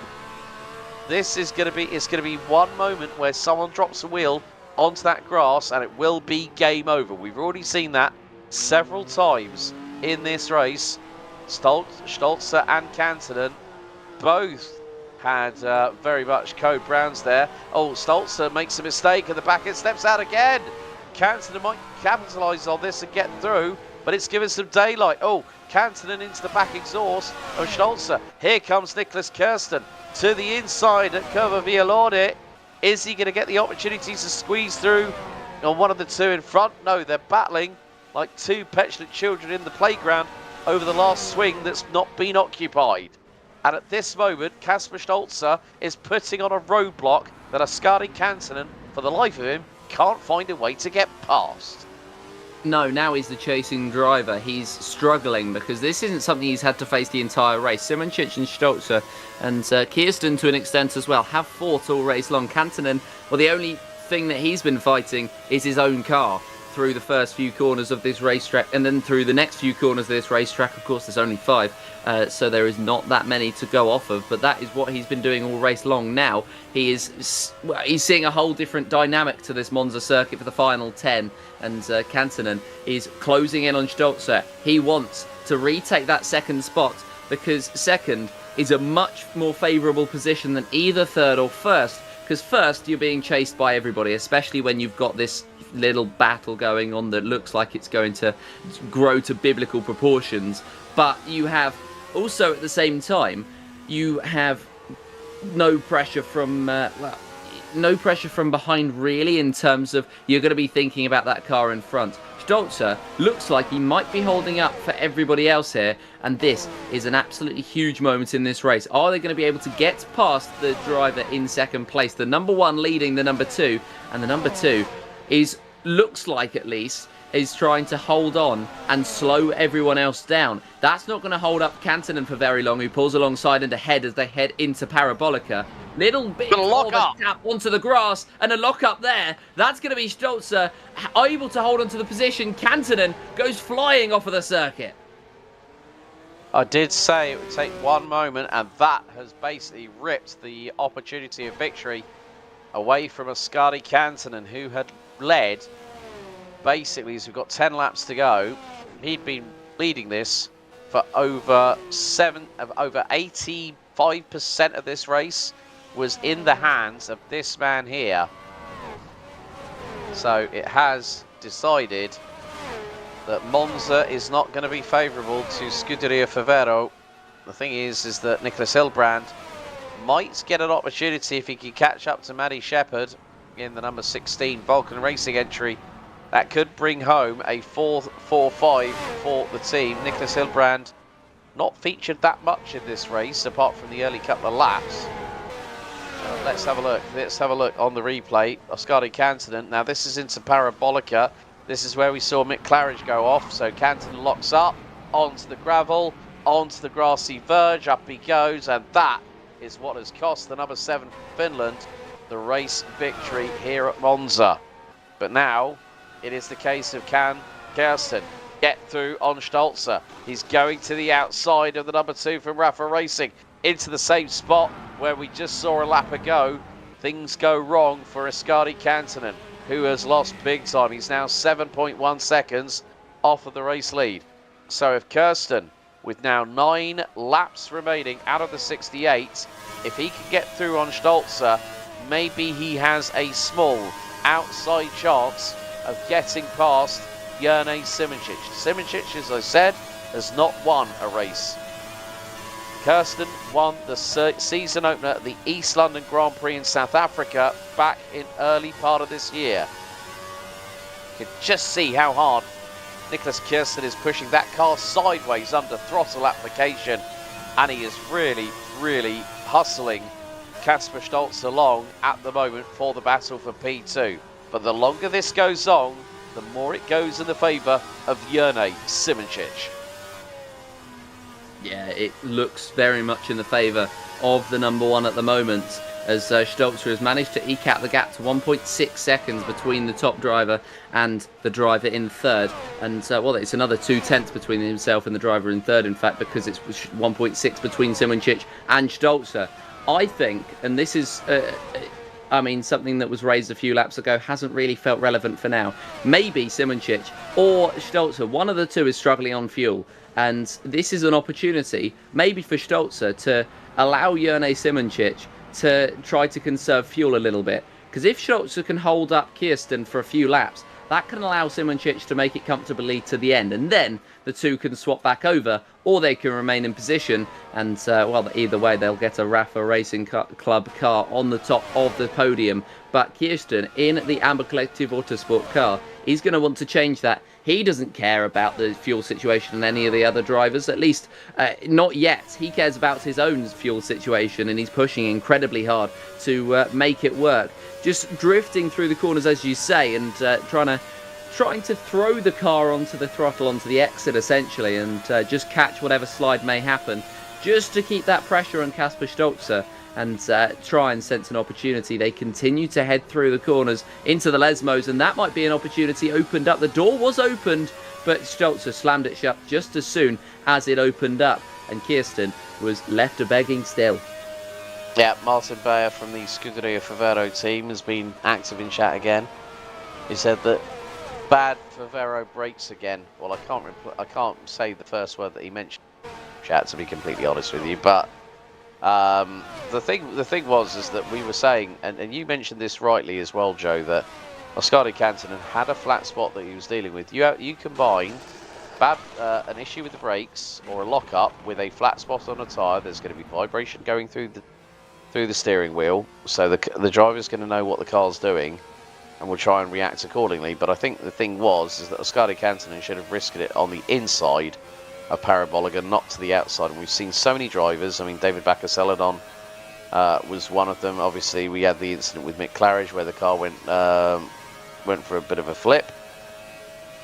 But now, Nicholas Kirsten, I think, has got to try and do something to get past Stolzer. But if Stolzer is keeping that pace up, who knows what Simoncic is going to do. I mean, the thing is, the last lap times, 1:28.7 for Simoncic, 1:28.5 for Stolzer, 1:28.7 for Nicholas Kirsten. So Stolzer is the fastest of the three at the moment, as we're on lap 62 out of 68.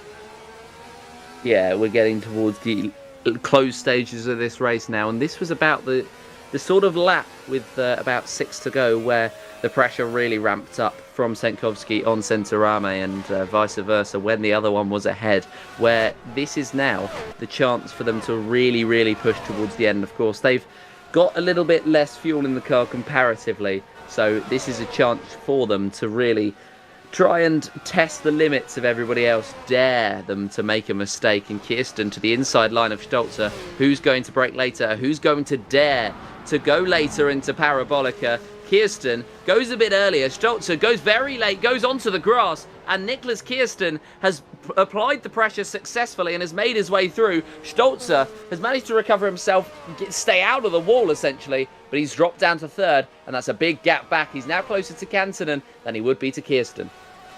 And a new fastest lap by Nicholas Kirsten, 1:28.206. And now it is 6 laps remaining.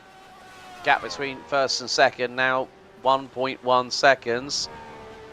And so, as you rightly said, Nicholas Kirsten just put the pressure constantly on Kasper Stolzer, and Stolzer would make a mistake. We're going to have a look at the replay here. So you're going to have a look to the outside, and it was because of the fact that Kirsten saw the window of opportunity go in. Stolzer had to react, left rear wheel on the grass, tail end snaps out, and on the grass he goes, and that is, as they say, is that. And now, Nicholas Kirsten has an opportunity to go after Jerne Simoncic with this plus 5 more laps to go. Can Nicholas Kirsten deny Jerne Simoncic his first win in the HRSC Open Wheel Racing Series here at the Temple of Speed? We very shortly will go on to 5 laps remaining, and that gap is around about a second as they break into Parabolica, but Nicholas Kirsten has kept himself very much in the fight. Out of the Parabolica, now at high speed at over 260 kilometers an hour, they will go across the line. So 5 laps remaining, and Simoncic still has a lead of 1.1 seconds. The main thing is, last time round, Kirsten was a 1/10.5 quicker over the overall lap. So Simoncic will now get the hurry up and say, right, he's pushing, you've got to now start fighting back and go to the limit in that #1 Rafa racing car. And well, you can see there, 0.144 quicker was Nicholas Kirsten on the previous tour. And at this point, Nicholas Kirsten 0.5 up in the opening sector. It's coming down to the wire here, Joe, and this could be the grandstand finale that we would want to see at the end of 68 laps. 2 drivers battling mano a mano, toe to toe for the win. And the highest we would have thought possible that this fight could have been for would have been P2. This would have been about 20 laps ago when we would have made that assumption, because of just the lead that Kantonen had and the momentum that he carried through. And even Kasper Stolzer fighting for that second spot. And well, we've had a few names go up and down the field. Of course, we saw Austin Birchfield and Maddie Shepherd in the mix earlier on. They've dropped down. Nicholas Hillebrandt, same thing with him. And now it's just filtered out to the strongest of the strongest. Who is going to come out on top around this 5.750 kilometer circuit after the 68 laps that we will have competed? And at the moment it's Jerne Simoncic, but Nicholas Kirsten has gone quicker over the previous lap time by 1/10 of a second, almost dead on. It was 0.099 over the previous lap time that Nicholas Kirsten was able to eke out. And that's not going to be enough of a gain over the last few laps to win. But the slipstream effect will help him at the end of this one. And it's all going to come down, I think, to the final lap. And to who is able to get the better exit out of the 5 corners of this Italian circuit. Of course, one of the most iconic locations that we could be possibly racing at. And, well, we could be having an iconic grandstand finish here in HSRC. The opportunity is there for the drivers, very much so. And well, at the moment, Simoncic and Kirsten seem to be holding stations, and it seems to be about the same gap over the previous lap. Yeah, they were pretty much equal on the opening sector. Kirsten slightly quicker by about 72 thousandths of a second. So because Kirsten hook up this final sector, he's a little bit tighter to the inside line of Parabolica, whereas Simoncic seems to throw it in to the first part of it. And that gap has now come down to 0.9 of a second. So it's 3 to go, and they matched each other on the final sector. Nicholas Kirsten again, another new fastest lap and a high recorded top speed, 316 kilometers an hour. based on what Simoncic has done, 3:15. So because they have got clear air, it's enabling, with that lower fuel level, Jene Simoncic to keep that gap to about 0.8 of a second. But I spotted a back marker just in front. So Kirsten, we've right on board with now through the first of the 2 Lesmos. Gap is about 7.5 tenths. And after this, it will be 2 laps remaining. Oh, Simoncic was so close to the outside wall coming out of Lesmo 2. As we run on board with Nicholas Kirsten. Gap now 6 tenths and closing into Coverviolone very shortly. And you can see no lift. You hear it as well.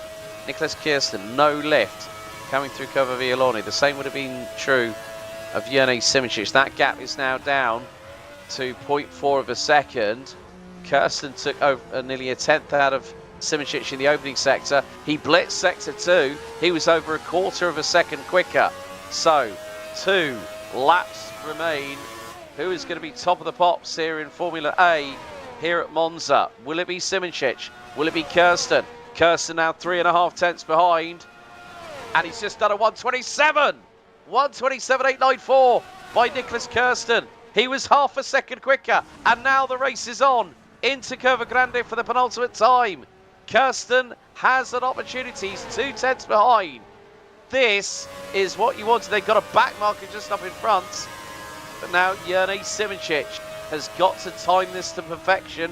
Nicholas Kirsten has brought the fire to the competition. And he's looking for his first win since the season opener back in early May. And if he does that, he's going to be absolutely smiling all the way to the bank. But the gap now goes up to 4.5 tenths of a second. Kirsten was slightly quicker in the opening sector, but not by much. Under the bridge, down in towards Vialone for the penultimate time. Gap is still 3 tenths of a second. Kirsten now getting the advance of the slipstream. This is going to be close. 3 car lengths separate them. 10.5. Kirsten, is he looking to the inside here at Parabolica? Simoncic to the outside. Both of them get a tail wagging the dog, so to speak. But Kirsten's got the inside line. Will he get the traction out of the final corner? Here we go. One more lap. 5.75 kilometres of racing left to go. It is a drag race between Jene Simoncic and Nicholas Kirsten as we start the final lap of today's adventure here in the Kings Park of Monza.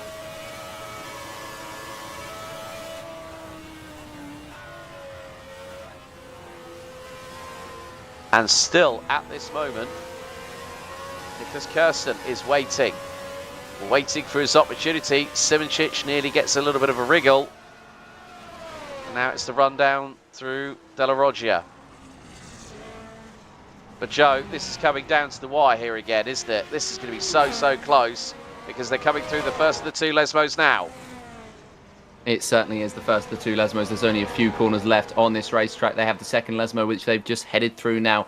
Curva di Vialone is next, and then Parabolica will be the final one. And again, wouldn't be surprised if there's a photo finish between the 2. Nicholas Kirsten is just the 2 tenths back as they head through Vialone. Is he going to get the run out of the corner and down towards the final one? Simoncic is holding on, but it's less than a tenth the gap between the 2. Here we the go. Outside line beckons for Nicholas Kirsten. Is he going to be able to get through? Who's later on the brakes? Jene Simoncic looks like he's going to beckon to be later. He is later, and he's going to hold on. Hang on a second, the outside line. Kirsten tries to switch back, but he's unable to do so. It was blocked off, and Simoncic is going to be able to pull on a valiant defence. But is it going to be enough? Kirsten is going to try and get It's the exit out run of to the the final corner, line. but Jene Simoncic is going to come across the line and take the victory here in Monza. An absolutely tight affair. Nicholas Kirsten so close yet so far in second place. But Jene Simoncic, what a defensive move into the final corner. Yeah, Nicholas Kirsten was trying for the crossover, and Simoncic anticipated it with time perfection. Winning margin after 68 laps. Jene Simoncic picks up his first HRSC Open Wheel Racing Series victory here at the Temple of Speed by 0.17 of a second. Ahead of Nicholas Kirsten, Kasper Stolzer will make it a Rafa Racing Club 1-3.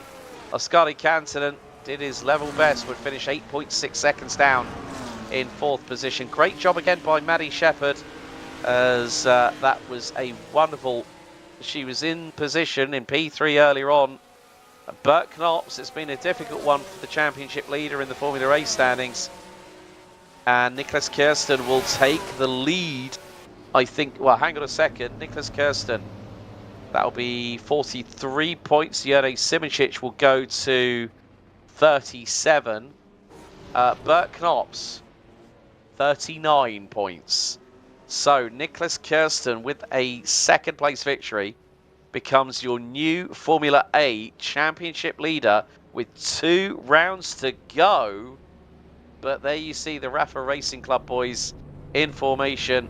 Jene Simoncic and Kasper Stolzer, but Simoncic victorious here at the Temple of Speed after an epic duel. What can you say about that, Joe? I mean, you can't call that any closer than it could have been. A photo finish between Neil Sitkowski and Giovanni Centorame, and a photo finish nearly between Jene Simoncic and Nicholas Kirsten in the Formula B and the Formula A races, respectively. Wow.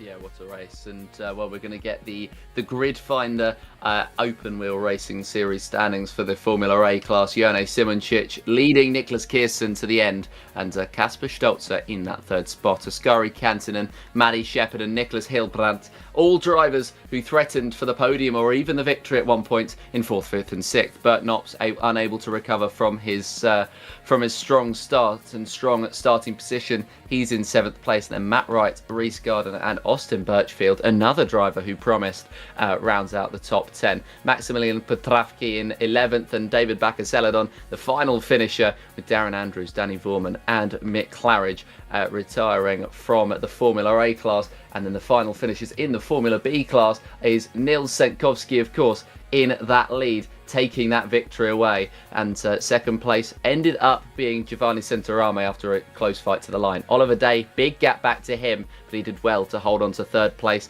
And, well, it was going to be Filippo Marazzi in 4th place. Clem Fandango ended up in 5th spot. And then it was Gabriele Del Piccolo and Quentin Chauvetot. And then rounding out the field, Gerard Rion, Timo Weber, and then it was Steph Elmans. But, well, I mean, as you say, couldn't have been any closer. That's why it's such a good race around Monza. Yes, indeed. We have got some drivers standing by for post-race interviews here. What has been an exciting round number 8. And Jene Simoncic, finally, Jene, the wait is over. You get a win, but how close was that between you and Nicholas? I mean, you must have been treading on eggshells for those last few laps. Oh yes, I think I was pretty much saved by the battling between Nicholas, Kasper and Oskari. I think I didn't have the outright pace. I lacked like a 10th or 2, maybe of just having some courage on the brakes, but also I was struggling with the gearbox, going from 2nd to 3rd, which others did not have to. I messed up my gearing ratios, I suppose. But yeah, that last lap was 50-50. Yes. Luckily, yeah, I catched the slide. Yes, I mean, the thing was, we were seeing Nicholas trying to sneak his nose up the inside of Parabolica on the final lap of the race, and it ended up being 0.17. But, you know, you must be absolutely over the moon. You know, you look at the previous results you've had. 3/3, a 2nd, and now finally a win. That really does help you out a little bit, because that puts you very close to Bert Knops. It actually puts you 2 points behind him going into the penultimate round at Canada next time out. Oh yeah. I mean, there's been many times during the championship when I was face palming myself, like hitting that curb while about to score some good points at Monaco at very low speed, and the incident at turn at the first round. But overall, it's been really a fun experience and a fun season. Brilliant, fantastic. Well, Jene, before we let you go, anyone you'd like to thank? I surely need to thank my dear YouTube chat for being great chat and cheering for me during the race.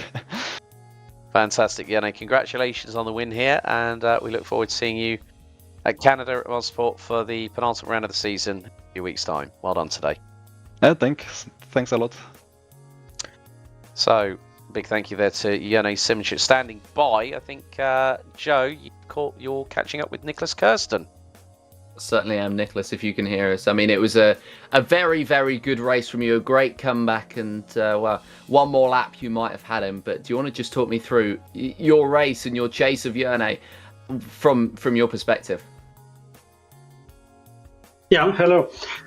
Yeah, it was a quite interesting race. I had a very bad start from the front row. I think I dropped down to sixth or something like that. Also picked up a little bit damage right off the starting line. I made contact with one of the Favero cars, I think. And yeah, in the first half of the race, I just tried to stay out of trouble, and then attack towards the end. A few cars in front of me went off in the Parabolica. Yeah, and I mean, it was a. I'll continue. Yeah, and then I was catching up with the top three, and was able to pass two more cars, and then I was right behind Jone, but was running out of laps. And I mean, I was very close in the last lap.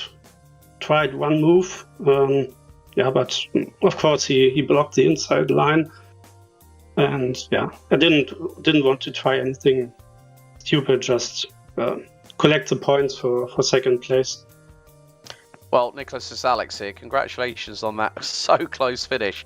This puts you as the new championship leader going into the penultimate round with that score after Bert finished down in 7th position. I mean, it's we've seen how good you've been over the course of this season. That is your third second place finish. So you must be happy, with 2 rounds to go. The title's still up for grabs. It's by no stretch of the imagination over with 2 rounds to go. One at Mosport, and then obviously the one with regards to the USA in late November. Yeah, that's right. I think the Bert's car, the Brabham, will suit the 2 remaining tracks maybe a little bit better than the Eagle does. But I will try everything to stay in the lead. Brilliant. Well, Nicholas, thank you so much for your time for talking to us post-race. Is there anyone you'd like to give a shout out to before we let you go? Thanks for all. It was a nice race. Thanks to the organizers, you guys in the in the commentary tower, and hope to have some 2 more great races. Bye bye. Brilliant, Nicholas. Thank you for your time, Nicholas Kirsten, our new championship leader in Formula A with 2 rounds to go. And Joe, you caught up with Kasper Stolzer, who is also in contention for the victory here today at Monza. Certainly have, Kasper. It was a very, very well-run race from yourself, from everybody in the top 4, in fact. Do you want to just talk me through that race which flipped and flopped for you from your perspective? Yeah, but it was entirely down to my own fault. I start in the beginning of the race. I made a poor start and misshift to 2nd gear, so it took me like 3 or 4 seconds to get into 2nd, and then starting from the front row, but ended up in 6th or 7th. But it was some fun laps afterwards. I felt confident and seemed like I had quite good pace, so I was quickly up to P3, and then catching Oscar and Jone, who was out in the front. Then passing Jone and making misshift, he passed me again. And then when we were lapping a Formula B car, I braked on the inside towards Parabolica and just misjudged how little grip there was on the inside. So I went wide.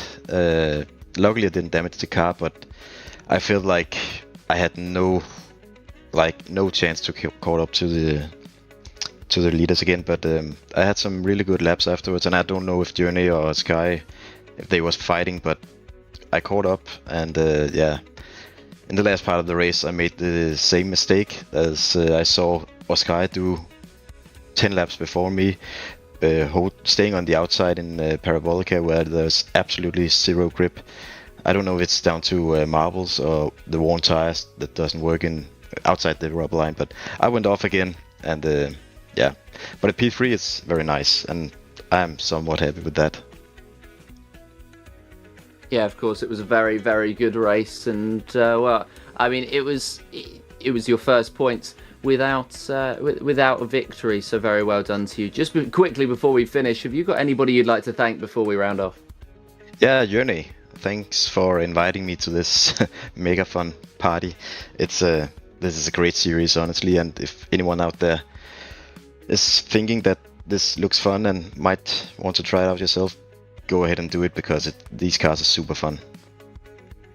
Yeah, fair enough. I mean, they certainly are. But yeah, well, very well done today, and hopefully we'll be seeing you next time out. Yeah, we'll see. It depends if Russ can do the race or not. But yeah. See you later, guys. Take care.